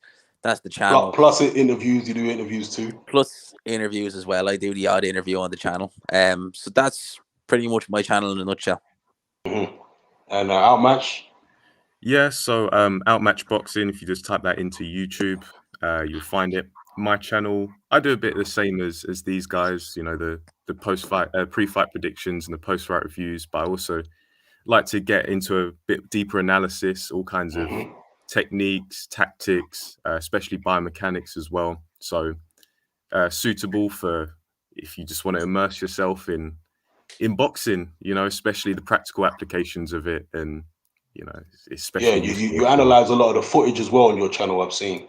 Yeah, I've been able to upload it without copyright strikes for the fights I've done. So yeah, I always take requests for fighters and fights that people are interested in. So just give my 2 cents and what I've learned over the years. All right, chaps. I'll catch you guys in the Discord, I'm sure. Yeah, appreciate this. All right, take it easy, guys. Nice. Peace. That one. All right, peeps. It's just me, one. Who can I shout out here in the live chat? Shout out everybody in the live chat, by the way. Chris Andre says maybe AJ needs to pretend to retire. Let Usyk fight the winner of Fury Wilder, then announce a comeback. Everyone will get gassed, and it will be another huge fight. But a media rematch is not a good idea.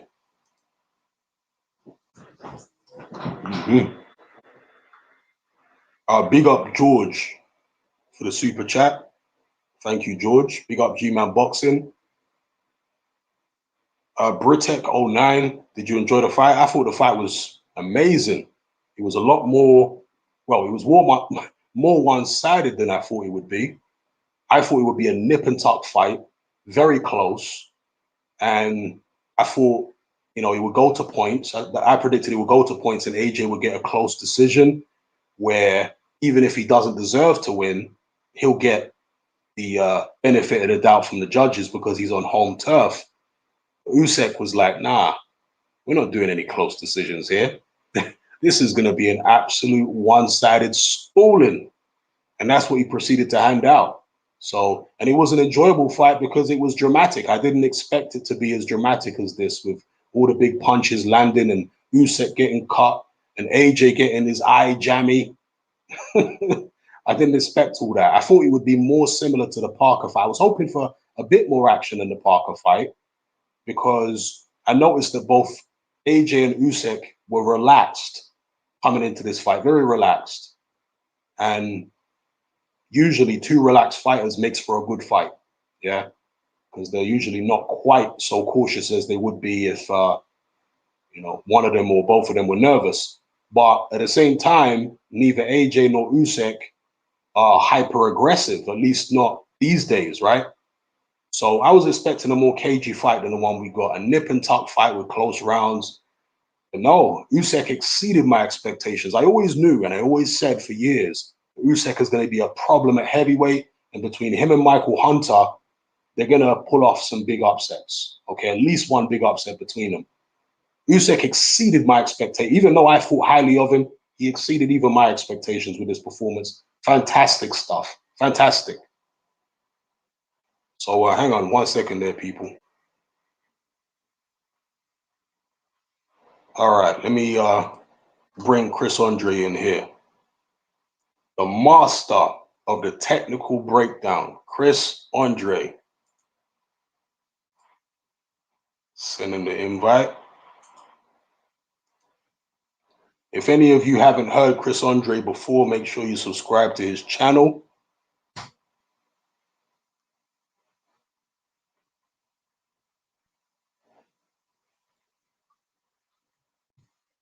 Get him up here.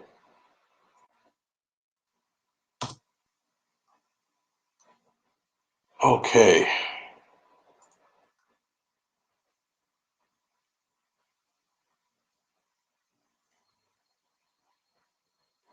Aldo said, I actually said AJ should come in heavy so he can be effective in the clinch. You know, I don't really think AJ being heavy would have made that much difference in the clinch. I think clinching is more to do with technique than strength. There are some guys who have the technique to wrestle and clinch and what have you, and you might be stronger than them, you know? Let's bring Chris Andre in here. Yes, yes. The illustrious, praiseworthy Chris Andre. How you doing, my brother? Thank you very much for the introduction, my brother. How are you? I'm great. So I've been talking my audience to death here for like the past hour. So please give us your take on wherever you want to start. Lower down the card or the main event, however you want to do it. To be honest, I was working tonight, so I only saw the main event. Actually, no, I saw Okolie as well. In terms of the main event, I'll start there. First of all, what a fight. I thought it was, I caught the end there of what you're saying. It was definitely dramatic. It's really exciting. One thing that I found to be quite interesting is the fact that Usyk came to take center of the ring early in the fight. And when we were on the Discord the other day, when I did my own sort of technical breakdown video, I did mention that I felt that he's very proficient at inner mid-range. And when I did that before the weigh-in, and in the Discord, I was basically saying how once I'd seen his weight, the only reason he could come in with that weight is if he's looking to try and get in the pocket and look for a knockout. And he wasn't leaving the pocket too much at points. There was a lot of lateral movement, but it was just his ability to control not just the distance but the angles against Joshua, and AJ was able to adjust early on a little bit and just turn with him even though he was losing a lot of those early rounds. And the first proper adjustment I felt that came from AJ was in the 5th when he started to target the body a little bit. And in I think it was the following round as well, he won. And at that point I started to think, is Usyk tiring? But he had a big 7th. And then in the 8th again, AJ started ripping the uppercut through the center line to the solar plexus. And I was thinking, okay, AJ's going to start to target the body now. This is going to be interesting. I had it 5-3 to Usyk at that point. I thought round 2 was close. So I'm thinking it's in England. They might give it 4-4. But Usyk after that just went to a whole nother level. And you've got to say, for me, I know a lot of people are going to disagree, but for me, he's the pound for pound #1 fighter in the world now. I mean, you look at some of the stuff this guy's achieved. Okay, Olympic gold medalist, that's in the amateurs. But then you've got winner of the Super Series, undisputed cruiserweight champion of the world, and now unified heavyweight champion of the world. Hatman, it's absolutely terrific, really. And it's come a little bit out of left field. A lot of people didn't really give him a hope. They thought he was too small. And one of the most impressive things about Usyk is that so much of his success has come on the road, you know, against Breedis, against, so many of the fighters, AJ, obviously, on the road. And he became undisputed in so few fights. Who else in boxing has done anything like that that's currently active? So, and when you consider that he's not a massive puncher, he's outpointing guys on the road. Home favorites. Breidis a massive star in Latvia. Joshua's a massive star here in the UK. So to win so convincingly that even if they want to rob you, they can't, it's showing you the level that this guy's operating at. Yeah. Fantastic. And with AJ, I mean, what do you think went wrong? Where do you even start with what went wrong? I felt like he had to try and break the construct of Usyk. He couldn't get into a boxing match. He had to get right up close to try and bully him. But in the 9th round, I want people to go back and watch the 9th round. There were 3 occasions where AJ tried an uppercut. The first one, he actually grabbed his head and he was trying to pull him in, and the ref told him off about it. The minute he clasped his head, watch how Usyk tries to immediately, like this frenetic fashion, tries to escape. He realized what was coming. After that, on 2 more occasions, they were in the clinch. And check out Usyk's left hand. He tucks the elbow in to cut off the pathway for the uppercut towards the chin. In other words, even when his construct was broken, he was still defensively responsible. He knew what AJ's strengths were in that pocket. But nonetheless, I still feel that if AJ was going to have success, he had to use his superior size, try and lean on him, try and make it into a sloppy fight, really, a really dogged inside game. I'm not sure why McCracken wanted him to box with him. You know, I don't understand it. This idea of keeping it long against Usyk, I just don't understand. He's going to keep you resetting with that lateral movement. And look, I'm not trying to disrespect McCracken or AJ. Of course, they had their game plan. They got their reasons for it. It's just not the way I feel he should have approached it. Early on, I agree. Stick that long jab out there, kind of like he did with Parker. Try and give Usyk this obstacle to bypass. Once it became apparent, though, that Usyk was finding his way in in his wheelhouse quite early on, you've got to see a different type of adjustment for me. But that's just my opinion. Yeah. And to me, it was very reminiscent of a Lomachenko performance. Obviously, they're close and, you know, she had the same trainer and all this kind of thing. But from a psychological point of view, Usyk did to AJ what Lomachenko does to people, because his movement is so incessant, is so frenetic. He's always messing with the range, stepping off to the side. His head's always moving. And this mentally fatigues fighters because they can't focus. They're constantly having to shift their focus here, there, everywhere. It's tiring. And you could see AJ getting mentally fatigued. You could see him getting confused. He was almost going cross-eyed in there at points, trying to keep up with what Usyk was doing. And once Usyk has you there, just like Lomachenko, that's when you're in trouble. Once he gets you hypnotized with all that movement. You know what? It's funny. It's funny that you say that about the cross-eyed, right? Because there was one moment in the fight, I can't remember exactly which part. It was middle rounds at some point. You know those machines where you get them in arcades sometimes, whereby you get different lights that light up and you got to touch the different light? Yeah. There was one point where Usyk was bobbing side to side right in front of him on the edge of range. And you could see AJ's eyes. He was like looking as if he was tracking one of those things. And I remember thinking to myself, he looks like he's playing a tennis match, or he's watching a tennis match, or he's playing that game. And it's just, it just cracked me up looking at it. So now that you've brought that up, he actually did look cross-eyed at one point. I don't know, man. That's the brilliance of Usyk, you know, the same as Lomachenko, very similar to Lomachenko in what they do in there. And I mean, AJ was just totally lost, confused. And you're right, he did go to the body. He did start shooting that uppercut. But there was very little else that he tried to do. And he didn't really seem to know how to grab the fight by the scruff of the neck. And I was mentioning earlier on, when Tyson Fury was up against a tricky, smaller man that had good coordination and could move in Steve Cunningham and got dropped in that fight, Fury realized at that point, I think he realized in the first round, that Cunningham was a bit different to the guys he'd fought before in terms of coordination and speed, because that's why Fury called Cunningham to him. He was beating his chest saying, "Come to me," because he realized this guy's fast. I can notice straight away he's going to be awkward for me to get to. In the second round, he was doing the same thing, you know. In fact, at the end of the first round, he shoved him because, again, he didn't want Cunningham to do all that moving around. He said, "No, come to me, get angry with me, come at me." Gets dropped. And then at that point, Fury said, "Okay, forget about boxing. I got to fight a big man fight." He took the fight by the scruff of the neck. It weren't pretty, but it was effective. AJ wasn't able to make that type of adjustment. He wasn't obviously Usyk is not Cunningham, but still, there was no real, effective implementation of those type of tactics. Just making it a big man fight, ragdolling the little guy. There was none of that. Yeah, and that's what I mean when I say like break his constructs. I'm talking about getting him off balance by doing stuff like that. You have to make it into an ugly fight. If plan A isn't working and plan B isn't, I mean, it worked a little bit, the plan B adjusting into the body, but you're still not winning the fight. Go to plan C. Turn it. Stop. If the boxer wants to box, you have to stop him boxing. You know, a large part of Andre Ward's success was forcing the opponent to do what he didn't want to do. And that's where AJ had to try and impose his will today on Usyk, in my humble opinion. But even that is not easy, because what happened with Fury against Cunningham, he did just put up the earmuffs and start walking him down, absorbing shots on the forearms, even to the body, and started to lean on him and wear him down. The thing is with Usyk, there's so much lateral movement that even if you try to do that to him, even the very fast-footed and aggressive Chisora, who's got these wide hooks that can stop you turning off at the corner, he wasn't able to do it for long periods. So I'm not saying AJ would have won the fight had he done that, but you've at least got to try it. And again, with Fury, one of the things he did against Wilder, he'd throw this looping right hand where it's almost aimed at the back of the ear. And if he misses, he will drag the guy in and fall into him. And by falling into him, he leans on him, bumps him, and affects his construct.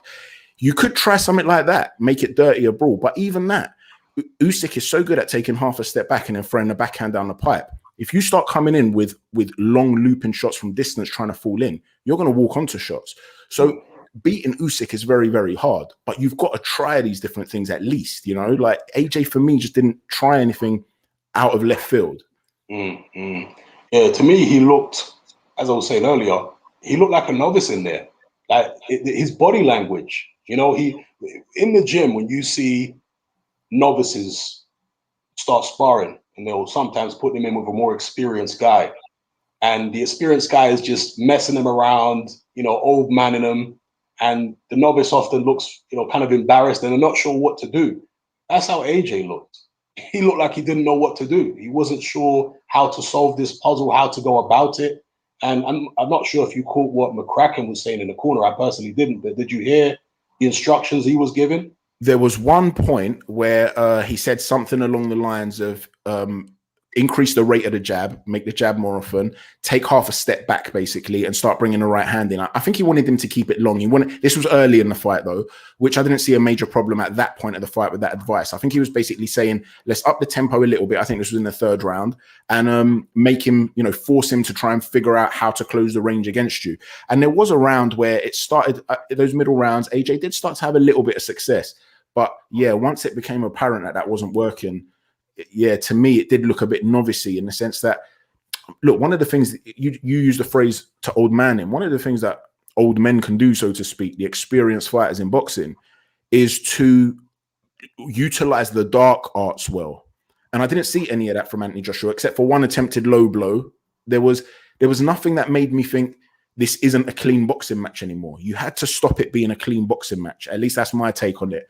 I don't know what your stance is on that. I mean, would you, if you're in the corner, would you have wanted him to get a little bit dirty? Or, I mean, at that point, definitely. You know, once he was clearly getting outboxed and wasn't able to match Usyk for skills and what have you, then yeah, I would have had to tell him, go out there and just go hell for leather.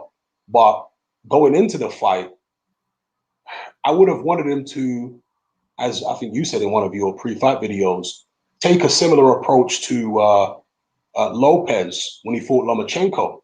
And what Lopez did is he tried to neutralize Lomachenko. That's the first. He tried to, rather than try to box with him or anything like that, just stand tall, use your reach, don't try and be overly aggressive, and just neutralize him. AJ wasn't assertive enough for me using that kind of tactic. Like Klitschko, for example, was very good at that. When he would fight southpaws like Sultan Ibragimov, who was a skillful southpaw, he would just keep it long, and he had this routine so well rehearsed where he would just, you know, his distance, his range control and all that. He knew exactly where his jab needed to be. He knew exactly what his foot position and, you know, body position needed to be to maintain a particular range. And he'd just keep you there, keep you there, keep you there. And he'd do that all night long until you start getting desperate and you start making mistakes. And that's something that AJ's never really mastered, you know. I do think though, he's talked to Klitschko over the years and what have you, but that is something, particularly with his vulnerabilities in terms of punch resistance, I think that's something that he will need, you know, moving forward. Sorry, go ahead. No, sorry, I didn't mean to interrupt. I thought you'd stopped. I agree with that. I do. But if what Johnny Nelson says is true, Usyk used to light up Klitschko in sparring too. And one of the things with Usyk is that ability, that lateral movement to slip on the outside of the opponent's lead foot and come to the side of him, you can neutralize a guy for sure. in various ways like that, in the way that Klitschko would do with the Bragimov. Like Bragimov doesn't move like Usyk, and the way Lopez did it against Lomachenko was simply to push him away at times with a forearm. He'd actually push him away, so he'd break that construct. I'm wondering though if the discrepancy in physical strength between Lopez and Loma is bigger than Joshua and Usyk, because when they were up close on one or two occasions, Usyk didn't seem like he was overwhelmed. I do believe AJ should have tried that, like I said, but I'm not sure whether just trying to be a little bit, more cagey would have worked. In the preview of the video, of my video, when I did the little technical breakdown, one of the areas that Bellew had success with Usyk was when he was retreating and he was getting his back on the ropes and he was fighting off the ropes. In that scenario, Usyk couldn't take that space to the left side of his shoulder. In that scenario, I wonder if that could have worked for AJ today. Back up a little bit to the rope. So yeah, you've given up center ring anyway. So instead of just being outside, move back and let him come towards the ropes. And from there, if you want to hold your ground and basically try and neutralize him from there to say, right, get past this long stick. When you know he doesn't have that side angle on you, maybe that might have worked. Maybe he could have done what Bellew did. Bellew did land a number of right hands like that. So I'm wondering, but and Bradis also from the same position you just described. Bradis had success against Usyk from that position when he was backed up into corners and on the ropes. He was landing right hands on Usyk in that same position. Good point. So he wants that. So again, it's that thing, Hatman, of when you're up against the guy and you know what he wants to do. First and foremost, take away what he wants to do. If you can impose your will, if you can beat me at my game, okay, you've beaten me at my game, but I don't want you beating me at your game. Do you see what I'm saying? So I don't know, maybe that's what he should have tried. But ultimately, I do think in terms of sheer ability, we're not talking about, he's a bigger man. We know that he probably hits harder than Usyk. But in terms of sheer ability, I do think there is a discrepancy there. I do think Usyk is certainly the more skilled fighter. And I think it told on the night. Oh, yeah, definitely more skilled. I think that he needs, and I doubt anybody would disagree with this, he needs more slickness. He needs more subtlety in his game to, pull off the tactics that you just described being in the corner. AJ would need to change his whole training setup and the way he thinks about boxing. I've never seen AJ maneuver himself into a corner and then lure a guy in and then try and hit him with a sneaky right hand. Like Corey Sanders when he fought, both Klitschko's. Yeah, Vitaly especially, I think. Vitaly especially, luring him in and then bang, the left hand goes in. AJ's not slick like that. He's not sneaky like that in those kind of situations. That's real veteran stuff. And although AJ's had a lot of fights, had a lot of experience now, he just hasn't seemed to have learned the veteran stuff, like the sneaky old man stuff in boxing. That seems to be completely missing from his game. Yeah, and I think AJ as well, I don't know if this is on purpose or if it's just his style of fighting, basically, but I think he tries to be very alpha. Like he wants to, like you're saying, to retreat and go to the ropes in some ways can look like submission. You're obviously not when you're setting a trap, but a lot of guys that want to move forward constantly, their mindset will not allow them to say, right, I'm going to move to the back of the ropes and let this smaller guy corner me. So I wonder whether it's a problem in terms of boxing culture as well, like what he's thinking, which goes back to the training team. What are they telling him he has to do and how to impose himself? I wonder if he was to work with a wily old veteran trainer, whether they'd bring something like that out of him.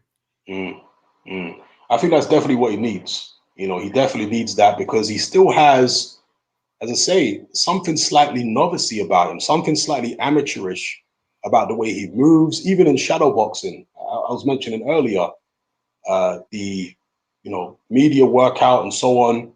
There's something unpolished about AJ somehow, even still at this stage of his career. So I don't know how you feel about the training setup. Do you think he needs a change? And could you suggest any trainers that you think he should go with? If so, I wouldn't know where I'd start in terms of suggesting a trainer. I'm assuming he'd be willing to relocate. He's such a big star. Is it someone that would he have to stay in the UK? I don't know, but I don't actually think he's novice-y in that sense. Me personally, I think he's a top quality heavyweight. I do think there are limitations there, though.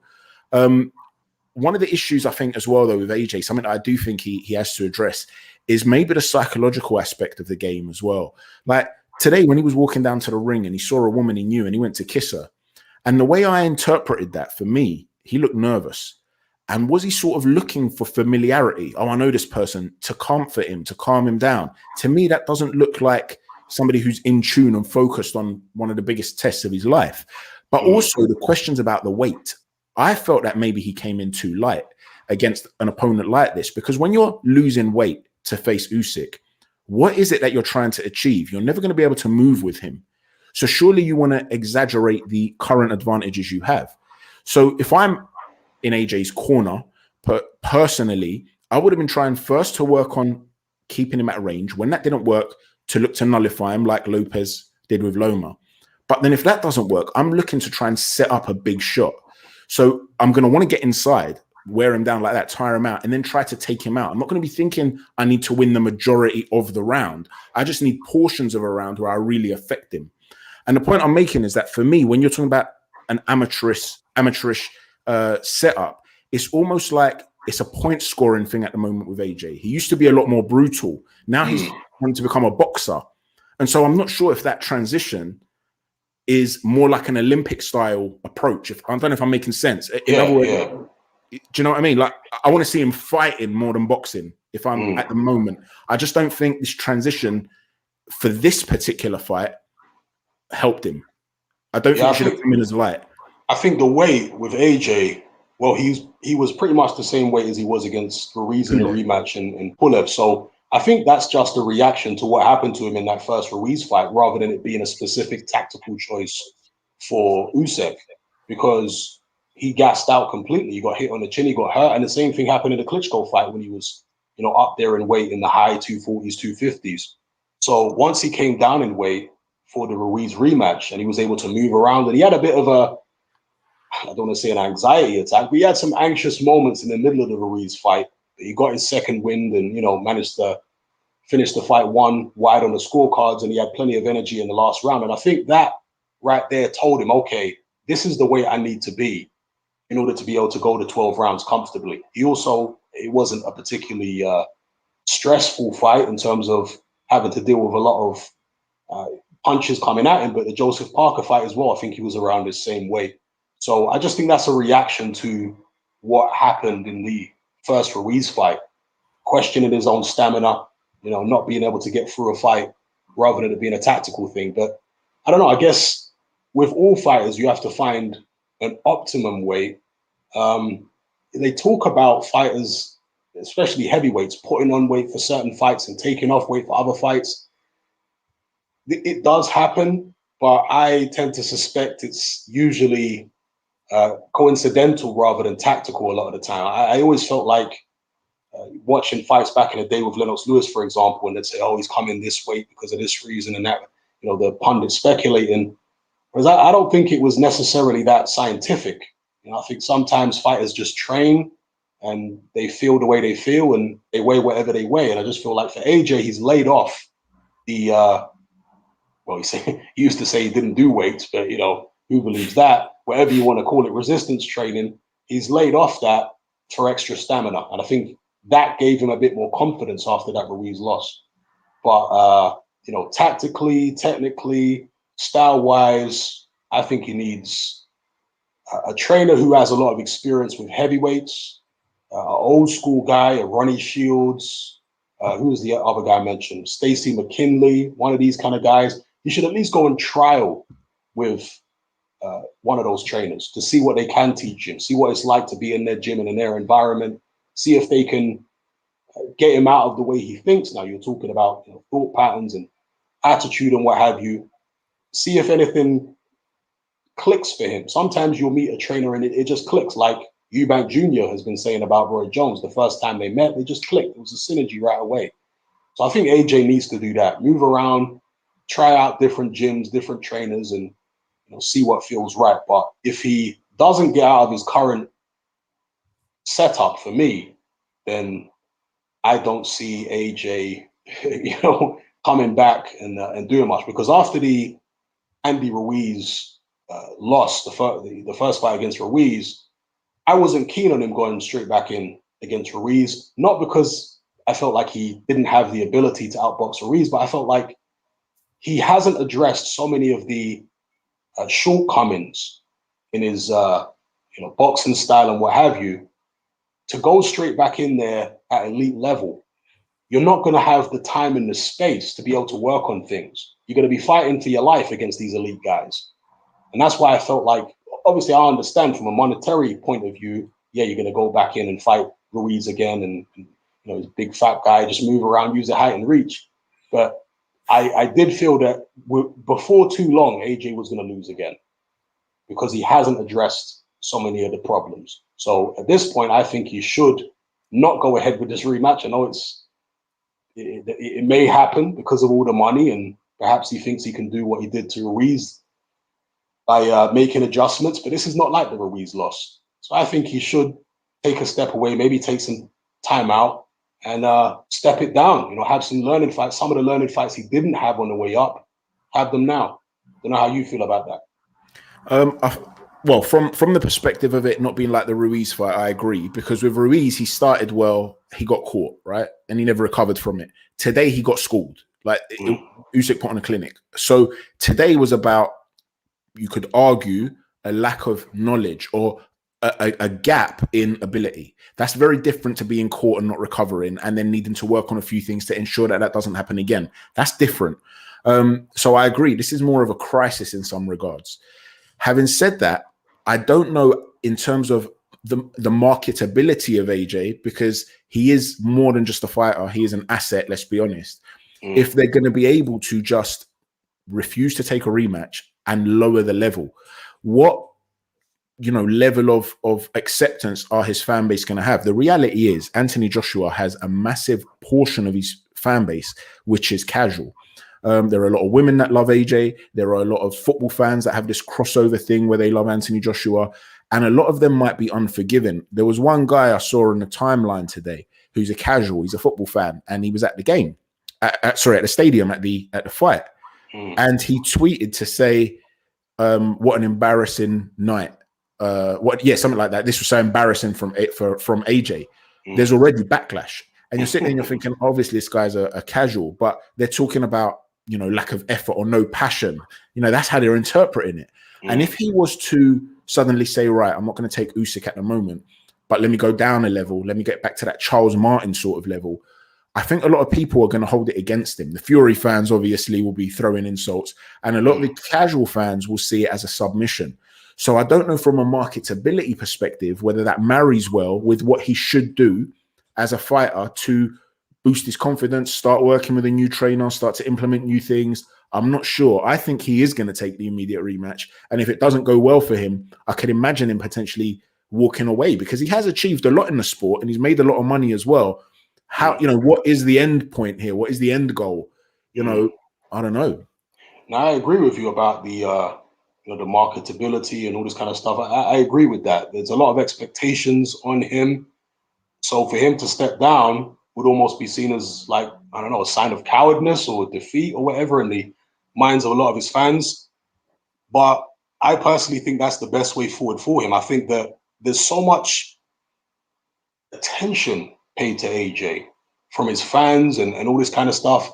And he's learned to deal with the pressure over the years. Right? He's learned to embrace it and what have you.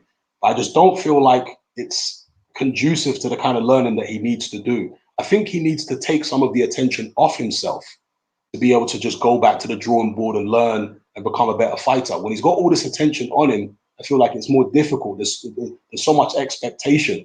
When you're in a more low-key fight, you don't feel as much pressure to perform, to entertain, to do whatever. You can go out there and work on things without, thinking people are going to start booing or whatever the case may be. Maybe he needs to go on the road. It didn't go well for him in America against Ruiz. Maybe he needs to go and face his demons over there. That would be a character building thing for him, because he still hasn't settled that situation. Not that he necessarily has to go in against Ruiz, but just to be in that environment. AJ, when he went over to fight Ruiz, he was on all these radio shows and what have you, and they were very disrespectful towards him. The American, journalists and radio presenters and what have you. And the way the Ruiz fight went couldn't have been more of a disaster. So I feel like from a character building perspective and from a fighter development perspective, maybe basing himself out in America for a while, disappearing from the UK scene might actually help him. You know, as you say, from the marketability thing, would Eddie Hearn really like that? Would he allow that? You know, he's under this career-long contract, and he's going to have influence over what Anthony Joshua decides to do. So, yeah. Well, just 2 points on that really quickly. Firstly, if you're talking about exercising demons, he would have to go to the US. But he's always spoken as well about wanting to fight in Africa. So he might want to do something in Nigeria. That might be a way of, that will still be a lot of pressure, but he could lower the level of opposition in that way without a backlash, right? That's one potential. The other thing as well is that he's, with Anthony Joshua, for me, in my humble opinion, he's a sort of guy who wants to test himself. He seems to be the sort of person who always talks about being the best and fighting the best. And he makes a lot of references to fighters of the past. So I'm not sure how he would get up for opponents of a much lower level at this stage of his career. What do you think in terms of, you know, if you were to put him in there with somebody who isn't great and you just say, AJ, you need to go back to square one essentially and rebuild, how do you think he'll interpret that? I'm not sure. I mean, he can't be feeling great after the Usyk fight. I'm not even sure what he's thinking, whether he thinks that he needs to stay at this level and fight Usyk again because, you know, it was very different to the Ruiz fight. There must be part of him after all this pressure, after all these expectations, after being rushed. Let's be real, he was rushed to world level. You know, he only had 40-something amateur fights. But he was rushed. There must be part of him that feels like he wants to take it easy. After the Ruiz rematch, he even talked about having some easier fights, if you remember, because Fury was out there fighting the Tom Schwartzes and all these kind of people. And AJ in some interviews was saying, well, I should start taking fights like that. I should have some easier fights. And I think that that was an indication that he actually wants some easier. He doesn't want all these high pressure situations. So I personally think that he would be okay with it. It's just whether the people around him would be okay with it and whether the pressure from them would influence his decision in a different direction. I don't think though that he can't operate at this level. I don't see it as that he's been rushed to a point where he's gotten too high up and now he's been exposed and now he needs to go. I do think he is one of the best heavyweights in the world. He just happened to come up against a very special fighter today who, yes, got the better of AJ, and AJ should have made other adjustments. But I don't necessarily see it personally. This is just me. I don't necessarily see it as a case of he's got loads to work on to get back to where he should be and stuff like that. Yeah, there are areas I think he needs to develop. But if he is going to take a step back a little bit, I still think it needs to stay at a high level. So whatever he does, I still think there's going to be pressure involved. That's my point. I don't think he's going to get away with or benefit from fighting guys who are of a much lower level. You know, I don't know. That's just me personally. I still want to see him roughly at this sort of high level. I do want to see him fighting top 10 fighters. I know AJ is definitely a world level fighter. Just look at his resume and the people that he's beat. There's no doubt he's a world level fighter, but I'm just looking at him in comparison to other world level fighters like a Fury, like a Usyk, and even back in the days, Lennox Lewis, Vladimir Klitschko. For me, even like, for example, Lennox Lewis, when he fought Razor Ruddock, I can't remember how many fights he'd had, maybe 18, 19 fights, something like that. And that was a final eliminator for the WBC. You look at what Lewis was able to do, the way he moved, the technique that he had, and he wasn't the finished article himself at that point, but he was more polished than AJ is. AJ still has this weird, upright, robotic thing about him. It's very Robert McCracken. It's very 1980s, 1990s, old school British amateur style. And he needs to get out of all that. They need to, round out his game more. And he's done fantastically well to get to the level that he's got to. I don't feel like he has fulfilled his potential yet. That's the point I'm trying to make. And in order to fulfill his potential and make the most out of his physical gifts, I think that it might be prudent to step it down a level so he can learn those things. There's a certain amount you can learn in sparring and what have you, but you need to be able to execute in actual fights. Some guys, they can adapt very quickly and they can get a new trainer and, they don't even have any of these kind of learning fights. They just turn up the next time and they got a different style. But for most guys, they need time to make that transition. And like I said, I think new trainer, slightly lower level. I mean, I don't know exactly what the level would be. I wouldn't mind seeing him in with somebody like, I don't know, the Kuzmans of the world, the Martin Okolies of the world. So not too far down, right? Hovering around the top 15, something like that, at least for a fight or two, to adjust and try out new things without all the pressure on him. And there's nobody out there like Vasyl Lomachenko, but if they can get him in there with movers, they don't even necessarily have to be southpaws, just movers to adjust to the hand-eye coordination, the balance. Because there was somebody in one of the Discord servers talking about how AJ wasn't punching with authority in there. I said, well, of course he wasn't punching with authority, because he couldn't set himself, because Usyk was constantly moving. There's so many people that don't understand these, the basics of boxing. To be able to punch hard, you have to be able to set yourself. If a guy's constantly messing with the range and the angles, well, you have to reset every time he does that. And when you're throwing and missing, he's pinging you back. That makes you hesitant to throw in the first place. So the more that happened to AJ, the more hesitant he became. But you see, that's the thing. That's the thing, though. I think Usyk is such a master at that. I don't think AJ is going to come across too many fighters in the heavyweight division that are capable of doing that to him, including the movers. Usyk's capable of feinting with his shoulders, with his hands, with his hips, with his feet. He changes the angle. He changes the distance. He's so good at doing it. And like you're saying, I know people want to say, "Oh, punch with authority," but if you load up and you miss against a counter puncher, you're in trouble, because not only are you missing and getting pinged, your forward momentum carries you into the shot, and that's how you end up getting knocked out. So I understand a lot of people, AJ fans, might be frustrated. Why didn't he let his hands go? He was trying to let his hands go. That's the point. It's this constant movement and having to reset, and that's what Usyk's so good at. So I don't know, part of me is thinking that rather than AJ being limited, because don't get me wrong, I agree with you, he hasn't fulfilled his potential. He could certainly still improve on certain things. I do still think he's a top level heavyweight. I just think that he's come up against the wrong guy. So like, I still think an AJ Fury fight, and I'm not saying he necessarily beats Fury, but I still think that's a great fight. I still think AJ Wilder's a great fight. I just think that this particular guy, the style that he has, will always give Anthony Joshua problems. I don't know, but you're right. There's certainly fighters you could get to try and work on that, but I'm sure they would have had a lot of appropriate sparring partners in. And as you say, it takes a long time. One camp isn't going to be able to get you to the point where you're competing with a guy like Usyk, who's been doing this his whole life and is at the level that he's at. So what do you think about Usyk then, since we've been talking about AJ for so long? Usyk was the winner of the fight. Where does he go from here? How do you see him faring against the likes of Deontay Wilder, Tyson Fury, the other guys out there in the division? So with regards to Fury, stylistically, he's a much bigger problem for Usyk, in my opinion, because of that ability to affect the opponent's construct. He will look to lean on him. He will look to make it dirty. And with Usyk putting on the extra weight, today it was quite an easy, it wasn't so taxing really for Usyk, physically speaking. Against Fury, who would be leaning on him, it becomes a bigger deal. So putting on that weight at a heavier division with a guy leaning on you like that, I don't know if his stamina would still be the same.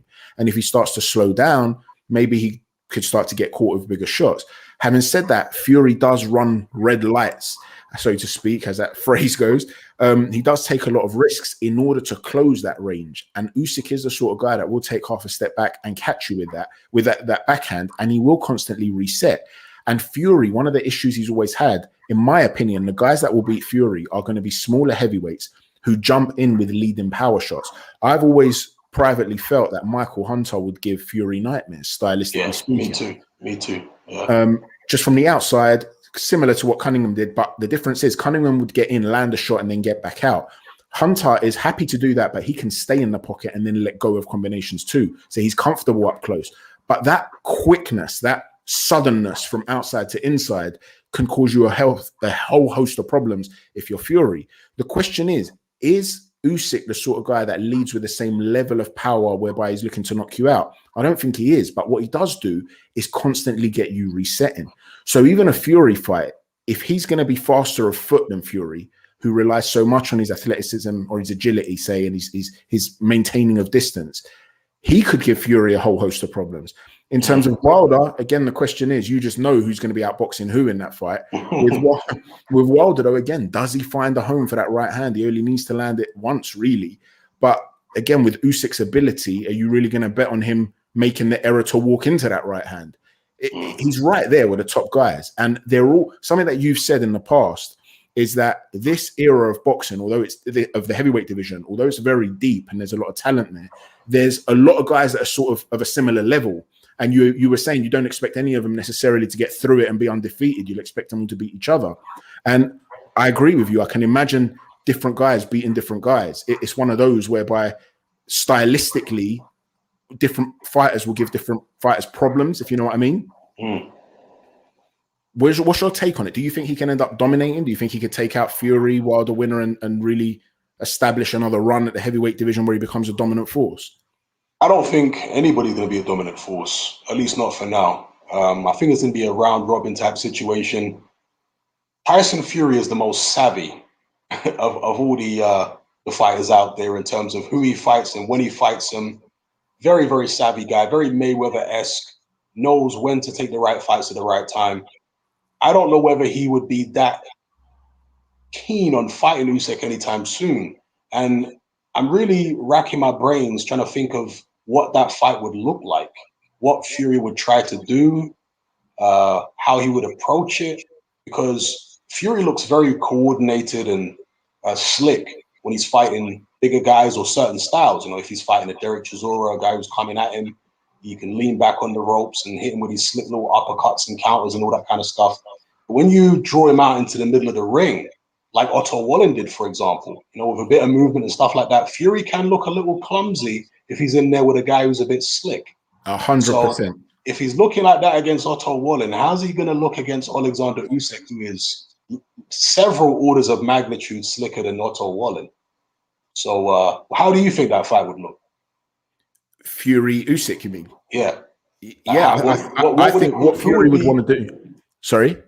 Now, who would be doing what in that fight?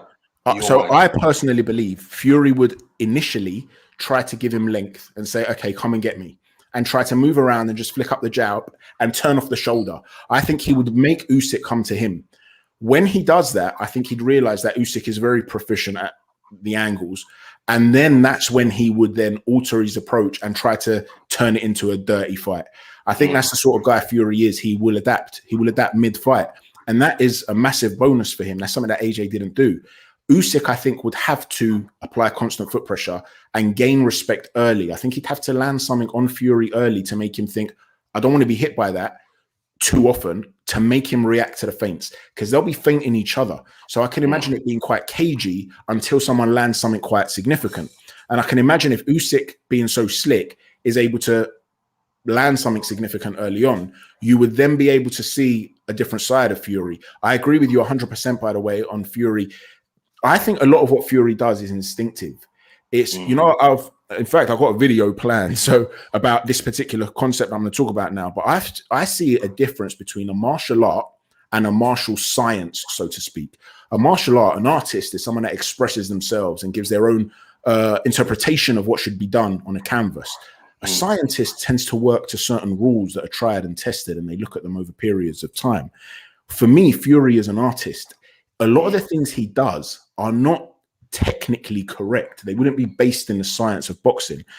But the reason science exists in, say, the reason you've got a technical concept of how to throw certain punches is because they've been tried and tested, and there's a reason that they exist. There's a reason that you're told to throw a hook in a certain way.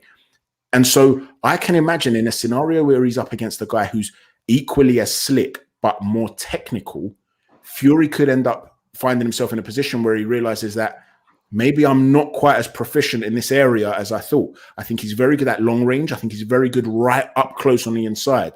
But at mid range, particularly in the middle of the ring, I agree with you. There are areas that he's weak. I don't think he delivers punches particularly correctly technically. I think his right hand's a little bit underdeveloped. I think it's always got a loop on it to the point where sometimes he doesn't bend his elbow. It's almost like, you know what I mean? It's almost like throwing wide hooks, and he leaves himself open. And it's one thing when you're up against Deontay Wilder or another big cumbersome heavyweight that cannot exploit that. It's another when you're against Alexander Usyk and you're telegraphing a wide hook he's going to take half a step back. You're going to fall short, or he's going to come under it, whatever. He's going to make you miss, and he's going to be punishing you for that. And so I can imagine it being like that. Imagine where it's a chess match early on. Usyk starts getting the better of it, and Fury thinks, right, now we go to war. And then from that point forth, anything can happen. Who knows? Yeah, it's interesting what you said there as far as how did you put it? Was it an artist versus a scientist? I think Dwyer said during the after the Badou Jack James DeGale fight, he made a similar comparison, and he said James DeGale is like a jazz musician, and Badou Jack is like R&B. So it was jazz versus, because with jazz it's obviously improv, whereas R&B is more more of a construct. So yeah, very similar situation there. But yeah, I'd be fascinated to see Fury fight Usyk. Fascinated to see that fight. Hopefully he gets past Wilder and we can see it, whether that Wilder trilogy fight actually happens or not, because there's a lot of fights getting cancelled these days for all types of reasons. Hopefully he manages to get that out of the way and we can see the undisputed. But well, you've already said you think that AJ is going to take the immediate rematch with Usyk. How do you see that going? Since he got completely washed the first fight, what happens in the second fight? I think in the second fight, he's going to try and take more risks early on. And he's going to try and get closer to Usyk. I don't think this time he'll let it be a boxing match. This time he's going to turn it into a fight. I think he has to, and he has to do it while he's still fresh. And so Usyk will look to repeat what he's already done, I believe. He fights a certain way. And rather than being on the back foot, I think he'll do what he did today and come to him. And then in that scenario, when it becomes, more furious exchanges earlier on, either AJ's going to catch him with something big, change the course of the fight and, stop him, or I can imagine the tempo getting to AJ. In other words, in a rematch, I can seriously envisage a stoppage either way. If I was pushed the way the fight went tonight, I'd probably say Usyk. But I think risks will be taken as a result because there'll be too much to lose. I don't think he'll do what he did against Ruiz. I don't think it would work against Usyk. So yeah, I think there'll be real fireworks in a rematch. What's your take on that? How do you expect it in terms of a tactical approach to go? I'm not 100% convinced he's going to take it. I don't know. If he did take it, he would have to be more aggressive because the boxing is not working. I can't imagine that they would try to go with any other tactics than be more physical, be more aggressive. Because if you're looking to implement the kind of things that I was talking about earlier, Klitschko-esque kind of stuff, or Lopez versus Lomachenko, I think it takes too much time to be able to, learn that kind of technique. I think it takes a long time to perfect that type of thing, the kind of range control with a jab and just shutting somebody down rather than trying to impose any particular punch on them, just shutting their offense down first, frustrating them. That is the type of boxing which takes years to perfect. Klitschko took years to perfect that kind of boxing. Early on in his career when he was fighting people like Ross Purity, lost that fight, and all these other guys, he hadn't perfected that routine of frustrating a guy on the end of a jab, just neutralizing him. Even Lennox Lewis, he took a while to actually perfect that until later on in his career. So I don't think that's something AJ can learn to do in a few months going into a rematch. So I guess like you, I would have to say he's going to have to go out there and try and impose himself on Usyk. I think that's the only realistic way of approaching it. This is not Ruiz, who's a short. Well, Usyk is shorter than him, but Ruiz is a plodder, easy to hit, no head movement there. As long as you keep it long, you're going to be okay. As long as your stamina holds up. But that's not Alexander Usyk. So yeah, he's probably going to have to take it to him. I'm just not sure he's even going to do it. I think G-Man might have been onto something when he said if AJ takes a serious beating, they might actually let Usyk go and then try and get the Tyson Fury fight instead. That might be the thinking of Eddie Hearn even. Like, forget about this Usyk thing. Let's try and get the Tyson Fury fight. I think that might be possible. So yeah, I mean, to be honest with you, that fight would still capture the imagination, especially if AJ does have a fight against not that top level of a Charles Martin's been running his mouth and calling for a rematch. If he was to fight Charles Martin and smash him to pieces, people would start to believe again that, you know, he's readjusted, he's changed, and the AJ Fury fight would still be massive. But I don't know, it does lose something, doesn't it, if AJ doesn't at least try. I don't know. For me, it's just a shame the fight didn't happen when, you know, Undisputed was there. And, you know, AJ clearly, in my humble opinion, did want that to happen. He wanted it. So you have to feel sorry for him in that regard. But I just feel like whatever he does, whether he steps away and goes and works with somebody or not, a key aspect of today was how Usyk would be able to bypass that long stick. And the moment that happened, from round 3, I felt like the fight, I knew which way the fight was going. And so I'm just not sure AJ's ever going to be able to adjust enough to be able to outbox or even nullify Usyk. I think that certainly not now. You're right, he hasn't fulfilled his potential. Who knows how he develops in a few years? But for now, I think he has to go to war and or like you're saying, completely swerve him and go down the Tyson Fury route if he can make that happen. But if Fury wasn't making it happen, you know, for whatever reason, I don't want to sit here blaming Fury, but it's clear AJ wanted the fight. If it didn't happen when all the belts were on the line, is it really going to happen now? I think that AJ looks so much more vulnerable now that there's probably a higher chance of it happening after this than there was beforehand. Not that Fury was ever scared of AJ, no, just in a Floyd Mayweather kind of way. He's just very calculated. You know, he knows when to, and that's what boxing is all about. You know, you hear trainers say boxing is all about timing, taking the right fights at the right time. And Fury has been a master at that his whole career. Even back when he was British champion, he didn't take the David Price fight at the time because, you know, for whatever reason, whatever tactical reason, he didn't want to take it. And he's just a very clever man in and outside of the ring in terms of maneuvering himself in a boxing sense. So after seeing that, because Tyson Fury can sell a fight like very few others. So, you know, I don't know. I think Tyson Fury might be more keen on it now. Let's see what happens with this Deontay Wilder fight. If the Deontay Wilder fight falls out, wouldn't be surprised if Fury said, okay, let's do the AJ one before then going in against Usyk. You know, Usyk might want a homecoming fight in Ukraine or somewhere out there. So we'll see. We'll see. I can see what you're saying, though, about AJ's mindset, because he always talks about all this psychological stuff, how to defeat your demons and this, that, and the other. So he's going to see the Usyk rematch as another challenge. He stepped up to the challenge against Ruiz in the rematch. So I can definitely see there'll be a temptation there, you know, but I just don't think it's the right move. That's the thing. And there must be part of AJ that feels the same way. He must feel on some level that this is not the right move. In terms of, let me just quickly ask you a question. In terms of Fury, right? One of the things I've always noticed about him and his family, Peter, his dad, John, they always place a massive emphasis, on size, whereby they'll call a guy who's 6'2" or 6'3" a midget. And what I'm wondering is, because I believe Tyson might struggle with smaller heavyweights, is that a method of concealing the fact that they make him uncomfortable? Or do they believe that? Because if they genuinely believe that these guys are too small and they can't hang with me, yeah, he's a very good fighter, but he's a midget. Is it possible that he squirms out of the Wilder fight in order to make the Usyk fight? Is it possible that he'll push for this and then make some sort of deal with Hearn and say, look, tell AJ to step aside for now.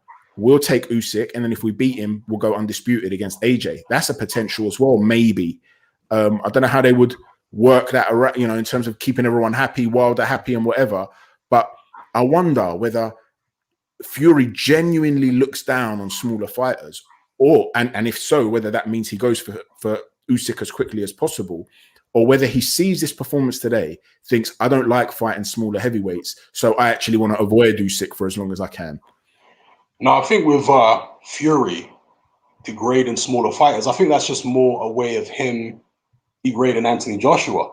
You know, because if Anthony Joshua's fighting a small guy, then Fury will say, oh, he's no good, he's too small, he's a cruiserweight, he's this, that, and the other, because then it's a no-win situation for AJ. In fact, he did it prior to this Usyk fight. At first, he was saying, well, AJ's going to smash him to bits, he's too small, he's tiny.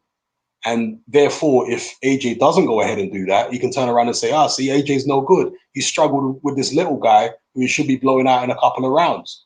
So I think it's more that with Tyson Fury. He always wants to try and degrade what his rivals are doing. He has said on many occasions that the toughest fight of his career wasn't Deontay Wilder. It was Steve Cunningham. He's one of the smallest guys that he's fought. So, yeah, I'm sure Fury knows that there are small guys out there who can give him fits. I'm sure he knows that. The smart guy, he knows what he is and what he can and can't do. He knows his own strengths and weaknesses. He conceals them, of course, from everybody, which is, like Superman. You don't advertise the fact that kryptonite is your Achilles heel, and that's how Fury is.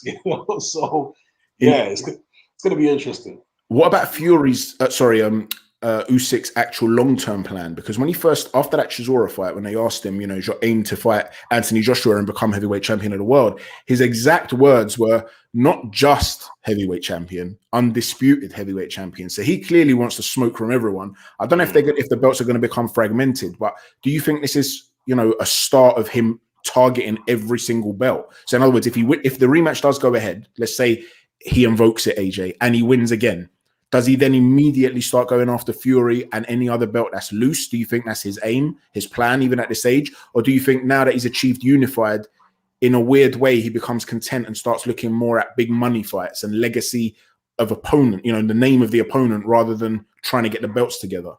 I think that's a very good point about will the belts become fragmented. I think Usyk will want to become undisputed, do what Holyfield did, undisputed cruiserweight, undisputed heavyweight.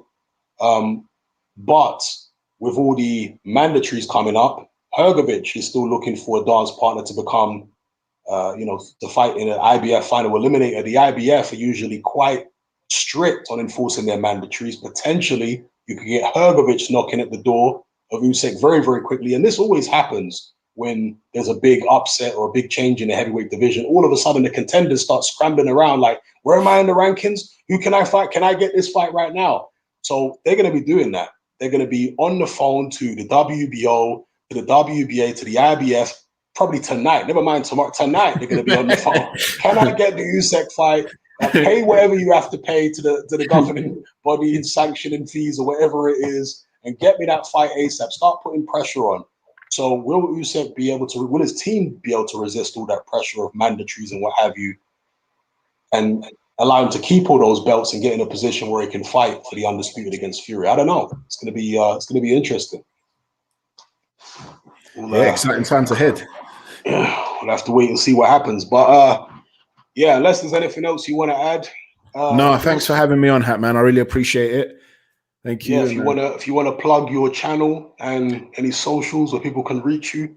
Yeah, so Chris Andre Boxing, if you type that into YouTube, the channel will come up. And on Twitter, it's @BetBoxing. The channel I used to do betting tips, but I sort of decided to go away from that and do more technical breakdowns. So the Twitter account's still the old account. So it's @BetBoxing, one word, or Chris Andre Boxing on YouTube. All right, peeps. Thanks to everybody for locking in. Thanks for joining me, Chris. Catch you guys next time. Peace. Take care. And just before I leave, big up to Counterpunch Boxing News for the super sticker. Shout out to everybody in the chat.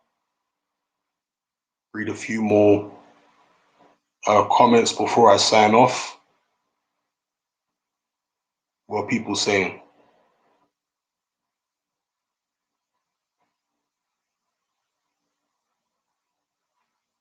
Is it Tiger or Tigray? 2000 said Hatman made a video on how people didn't believe in Holyfield. History repeats itself. Indeed, it does. History repeats itself because people refuse to learn from it. Jake Fox says Tyson will retire after Wilder and White.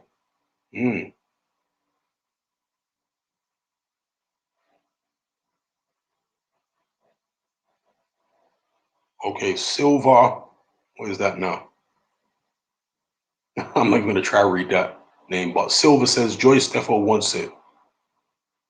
Joyce wanting that smoke with Usyk, huh? How would Joyce do against Usyk? What do you guys think? Would he do better than he did in the WSB?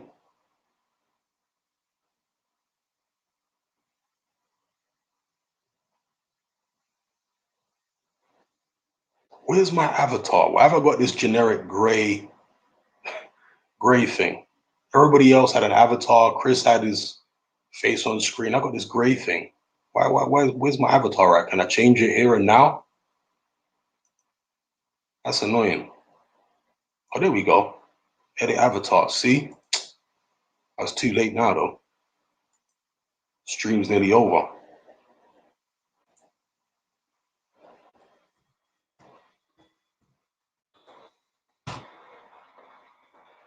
Better late than never. Where we at? Maybe they'll put it in the thumbnail. I think this is too big. I think that's too big. That's what she said. Where we at? Hold tight, people. Where is my thumbnail, man?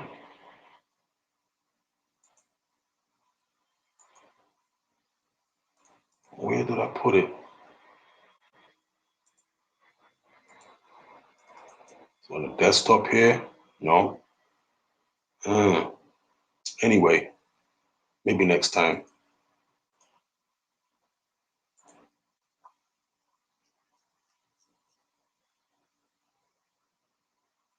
Yeah, Usyk was excellent. Fantastic boxing. Put on a clinic. Chris V said Joe Joyce would take 4 days to touch gloves with Usyk.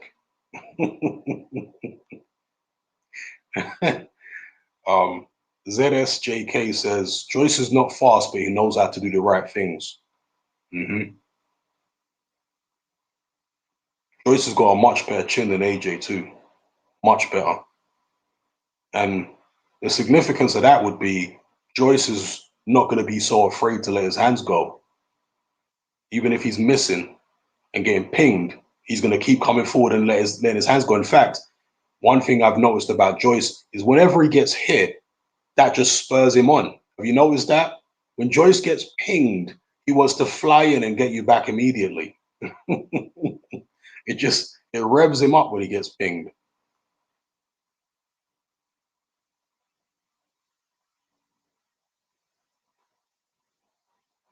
So Detman says AJ needs a new trainer. AJ to me looks like a novice who only knows the basics.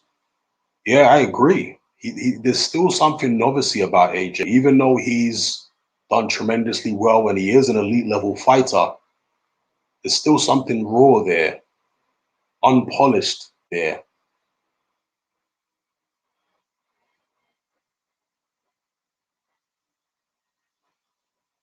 Oh wow, we got an old compadre here.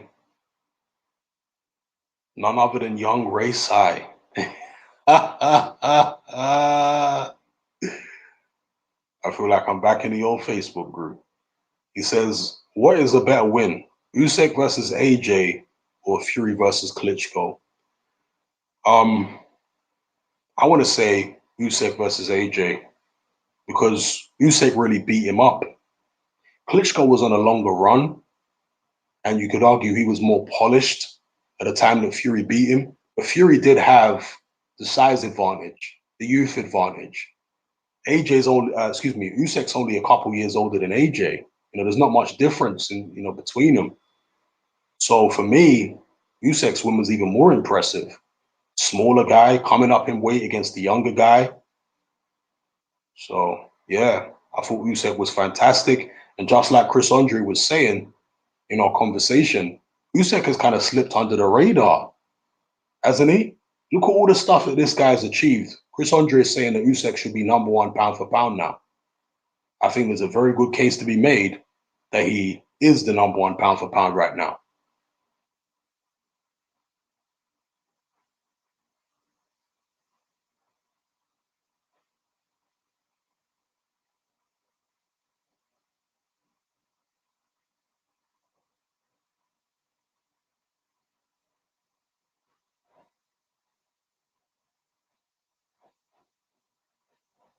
Quite a few people here thinking Joyce would do better against Usyk than AJ did.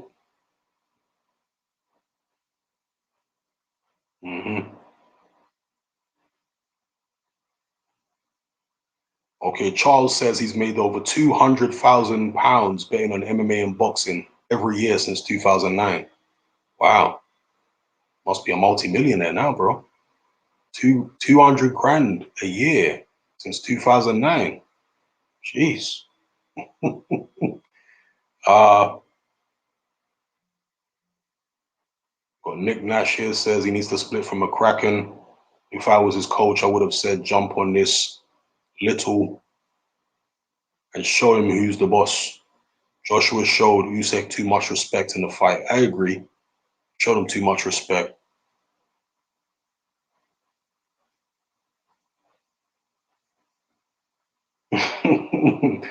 Everybody's saying that they don't believe the 200 grand a year. Must be one of the best gamblers in the world if you're clearing 200 grand a year gambling on boxing.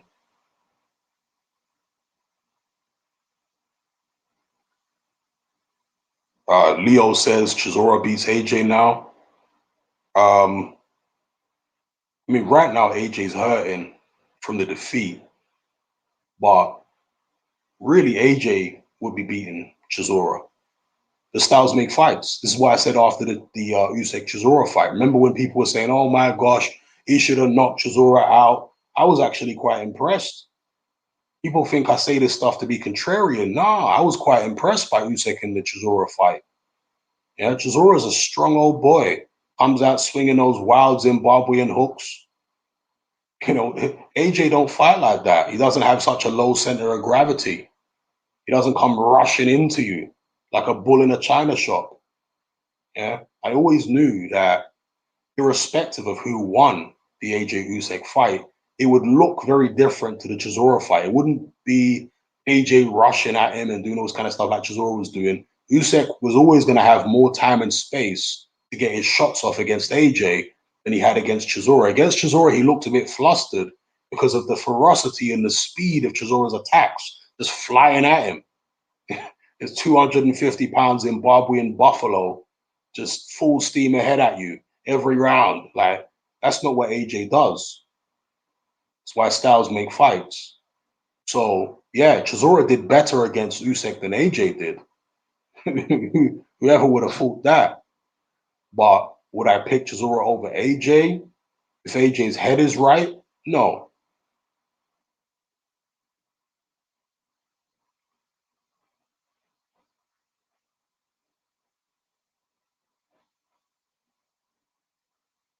Nick Nash says Wilder beats Usyk because he'll go to knock him out from the start, and he's bigger than AJ. Wilder isn't bigger than AJ. He's like an inch taller, and he's quite a bit lighter.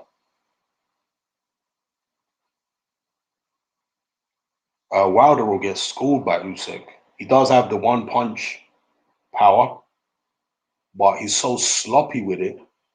Unless Usyk gets overconfident, you really think Wilder's going to land that big sloppy right hand? Just look what Tyson Fury did to Deontay Wilder in the second fight, messing with the range. And I mean, in both fights, really, he was missing all types of right hands. Usyk's movement is on another level to Tyson Fury. He's more coordinated than Fury. He's got quicker feet than Fury. He's got better head movement than Fury.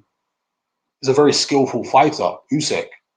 Deontay Wilder is going to be having absolute kittens fighting Alexander Usyk. Of course, he's got the one punch power to knock out just about anybody.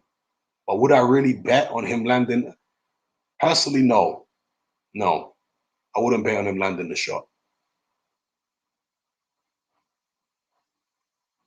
He's better at landing those big right hands out of the blue than AJ is for sure. I mean, there's nobody in the division who's better at landing right hands out of the blue than Deontay Wilder.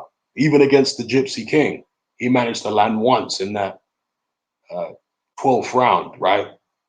And he landed, a couple right hands, one that wasn't so good. in the 9th, was it, or the 10th, when Fury got dropped first time in the first fight.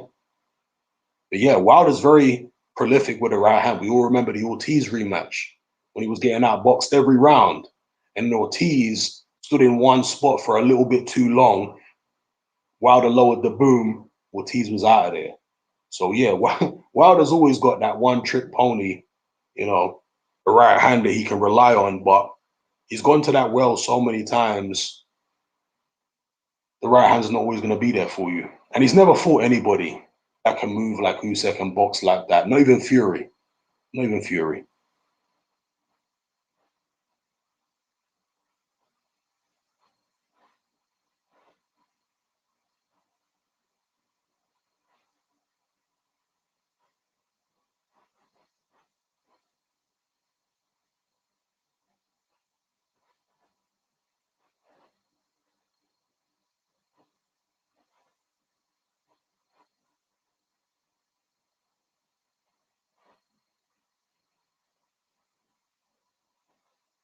Yeah, Wilder, has he improved since Spilka? I think Wilder has improved since Spilka, but he hasn't been fighting southpaw since Spilka. And I don't think Wilder is going to look any more clever against the southpaw at this stage than he did back then. I think he's improved in certain ways, but I don't see him being any more proficient in dealing with southpaws in particular. And he just couldn't land his right hand for toffee in that Spilka fight until Spilka got reckless and ran into one in the 9th or 10th round.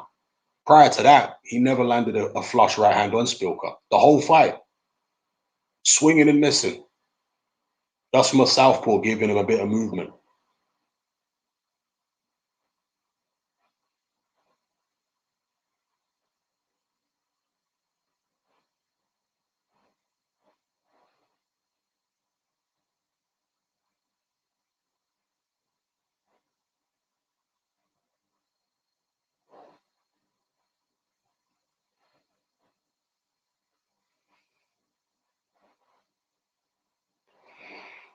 Guitars for You says Fury has the best chance against Usyk. I'm not so sure about that, you know. I'm not so sure about that. If you haven't seen the Michael Hunter Usyk fight, that was one of Usyk's toughest fights. I would say the Bradis fight was maybe tougher, but the Michael Hunter fight was tough. Michael Hunter did well against Usyk in that fight. If you haven't seen it, check it out. It's probably on YouTube. He did well in that fight. It says Jared Anderson against Usyk. I mean, Jared Anderson's got a lot of questions to answer in the ring before I can really make that assessment. But he looks tremendously talented. Tremendously talented. And all these rumors about Anderson giving Fury the business in sparring, I can believe it. Very talented, very well coordinated, fast, powerful. You know, he has the athleticism there. Is whether he has the intangibles. Is how well he deals with different styles. The intangibles being heart, chin, you know, boxing IQ, and so on. Jared Anderson has also got a tremendous jab. Very fast, powerful, crisp jab. Just from an athletic point of view, very impressive. Uh, is it Wasan or Watsan? Says Fury and Wilder smashes Usyk. I don't think you've learned your lesson from what we saw tonight, if you really believe that. If you think Fury and Wilder just go in there and smash Usyk, you haven't learned your lesson from tonight. These little guys are a problem. They're a problem.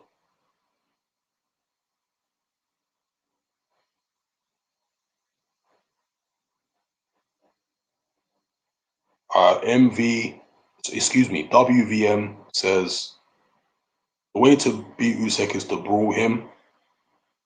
You brawl a boxer and box a brawler.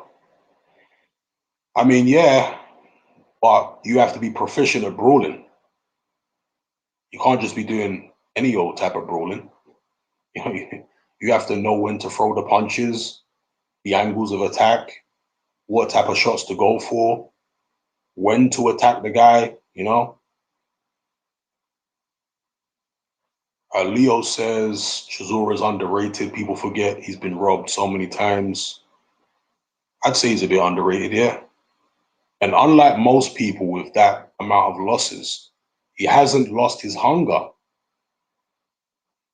Most guys, when they have 10, 11, 12 losses, however many Chisora has, they just fall into journeyman mode, but they don't really try anymore. And I guess the difference with Chisora is the fact that he still commands good purses. And because of the good purses comes the motivation.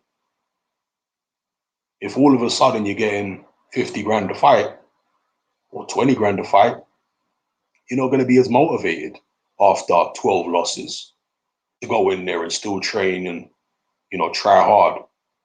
He's still getting these fights for relatively big money, and that's where the motivation comes from. And of course, he does love boxing. It's not like he's just only doing it for the money. No, he loves boxing, but the money just gives him that extra incentive.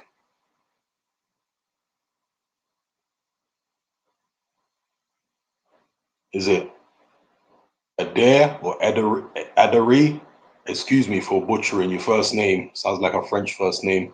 Says that's why the WBC Bridgeweight division is a waste of time for boxing. Well, yeah, if you're good enough, who needs Bridgeweight? Move straight up from cruiser to heavy, become the unified world heavyweight champion after your third fight. Who cares about Bridgeweight, right? If you're good enough.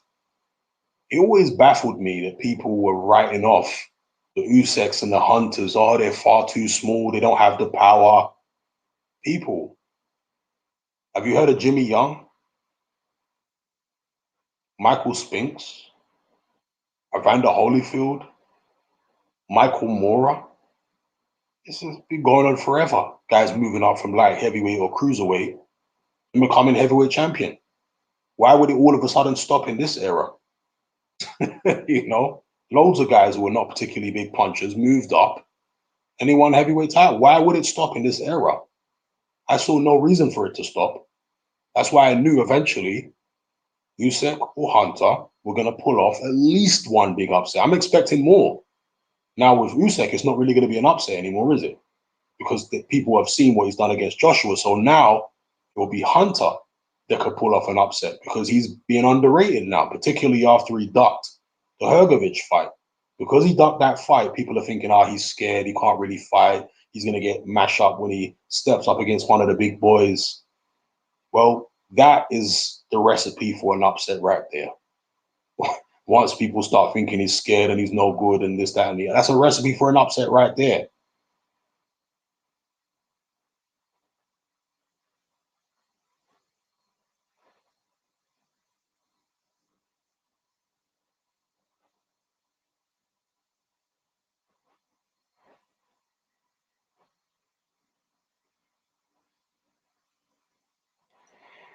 Uh, Jared Thompson says Mora had all knockouts at 175 and was knocking people out at heavyweight.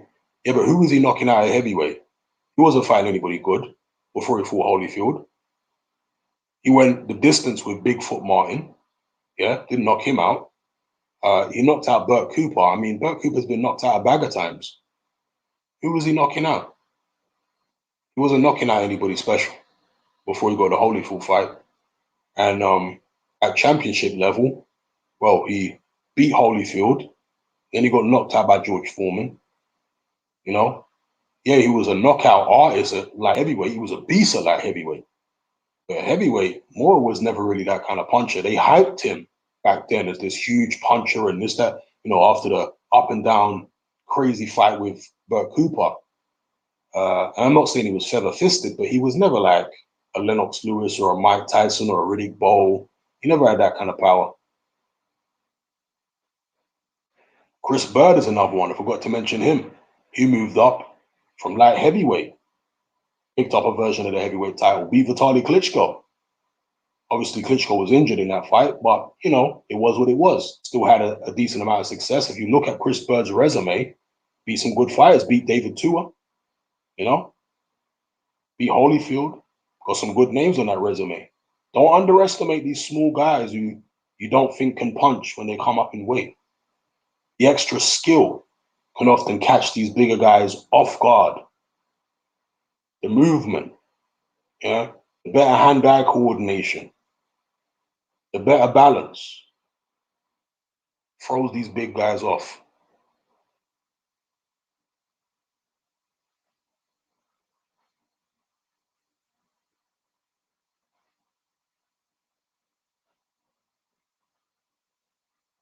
Okay, we got a super casual in here.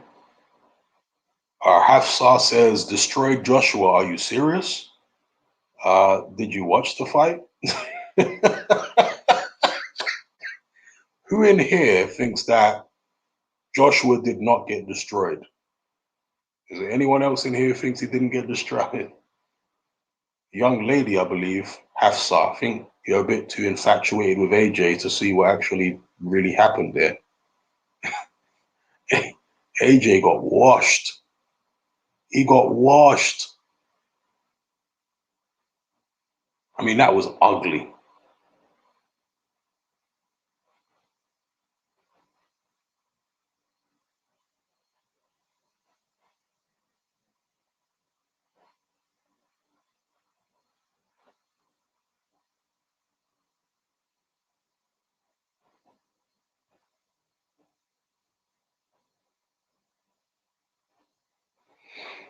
Sir Demist or Sir Detmist says, I don't know why, but when watching AJ, I just don't feel any confidence in him. With Fury, I have some confidence in him. Like I know he won't fall apart. With AJ, just wait for him to get clipped. Yeah, I have the same feeling. And this is something that I talked about pre-fight, you know, when I was making the comparison of David Haye fighting Klitschko. I said that Klitschko was a lot more steady and reliable at that point in his career than AJ is. AJ still looks vulnerable in fights, still looks vulnerable. He doesn't feel solid or reliable at this point.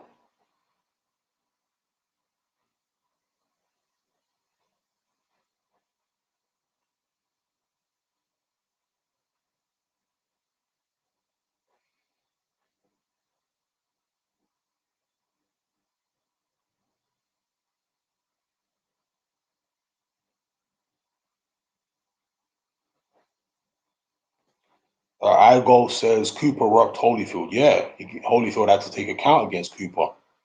But other than that one moment, I mean, yeah, Cooper had his little moments of success in the fight, but he got battered. And Cooper already had loads of losses going into the Holyfield fight, got knocked out loads of times in his career. Corey Sanders knocked him out, I think, in 2 rounds. Ray Mercer, he had a real good fight with Mercer. George Foreman knocked him out early.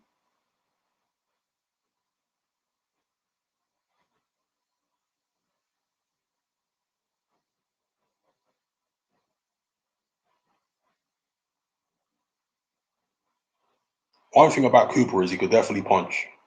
Like Darnell Boone. You know, Darnell Boone was a journeyman. Not sure if he's still active. He might be. Journeyman, loads of losses, stopped loads of times, but he could really bang. So ask Sergey Kovalev why the footage of his first fight, Kovalev Darnell Boone won, has never been released to the public because Kovalev got dropped in that fight. He also knocked out Adonis Stevenson and dropped Andre Ward. I've never seen Andre Ward hurt that bad before or since. And that's from a journeyman. You know, some of these journeymen can crack. Just because a guy's got a bag of losses and, you know, been knocked out a bunch of times, it don't mean he don't have power. And Burt Cooper certainly had power, yeah. But he was also vulnerable, stopped plenty of times, down loads of times. And so if we're talking about Michael Moore's knockout wins, he ain't knocked out Burt Cooper, but loads of people have knocked out Burt Cooper.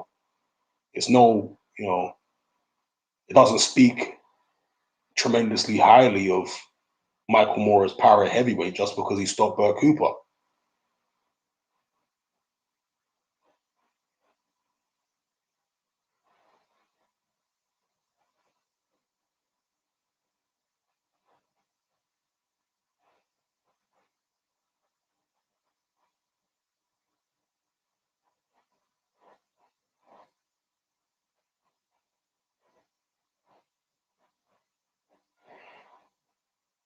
Okay, shout out to Dr.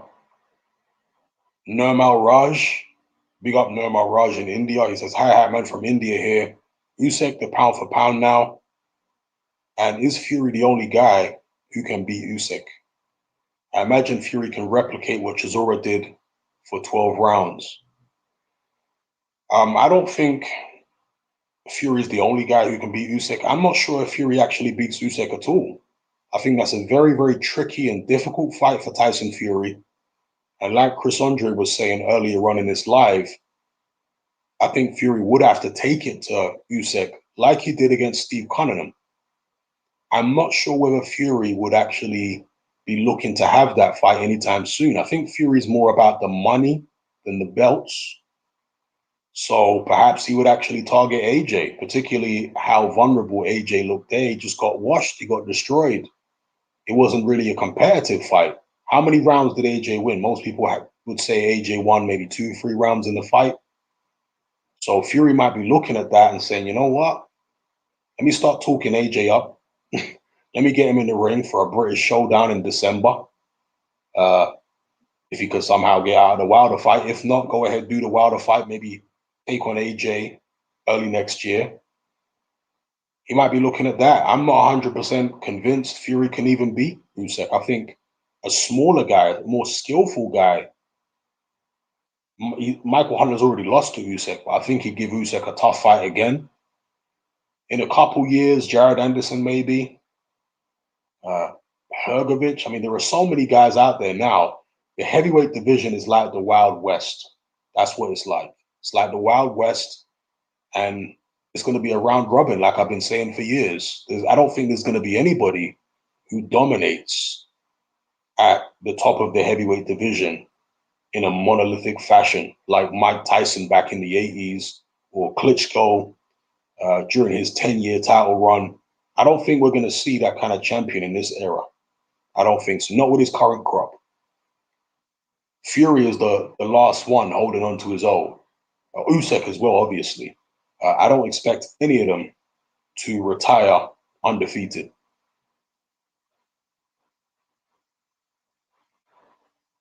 Hafsar says this is clearly an anti-Joshua account. No, it's not an anti-Joshua account. This is an objective account. Clearly you're a huge Anthony Joshua fangirl, I guess. And because of that, maybe you're not used to people talking objectively about him, but that's what I do here. I talk objectively about fighters. If a guy gets destroyed, he gets destroyed. Doesn't mean I hate him. It just is what it is. I have a saying on my channel, no fighter is below praise and no fighter is above criticism. Anthony Joshua is not above criticism, nor is he below praise. And the same goes for every other fighter out there. I'm very frank, I'm very honest, and I don't sugarcoat things. Anthony Joshua got completely undressed. He got embarrassed. He got hurt. He got schooled. I mean, that's what happened.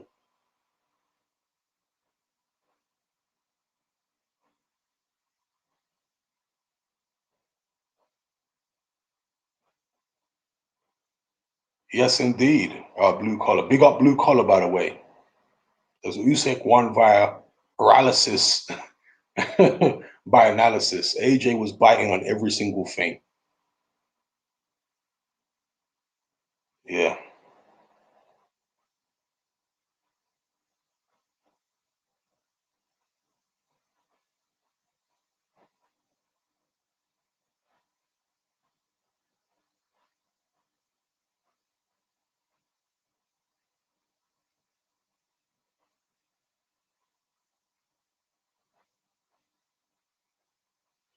iGolf says AJ was totally exposed, Hatman.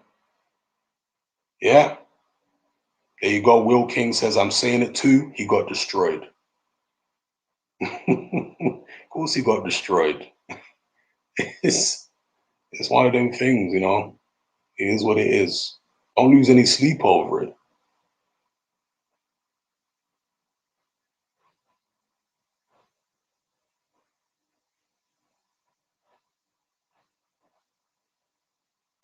All right, peeps, I'm going to sign out here. Shout out to everybody for locking into the live. And I'll catch you on the other side. Peace.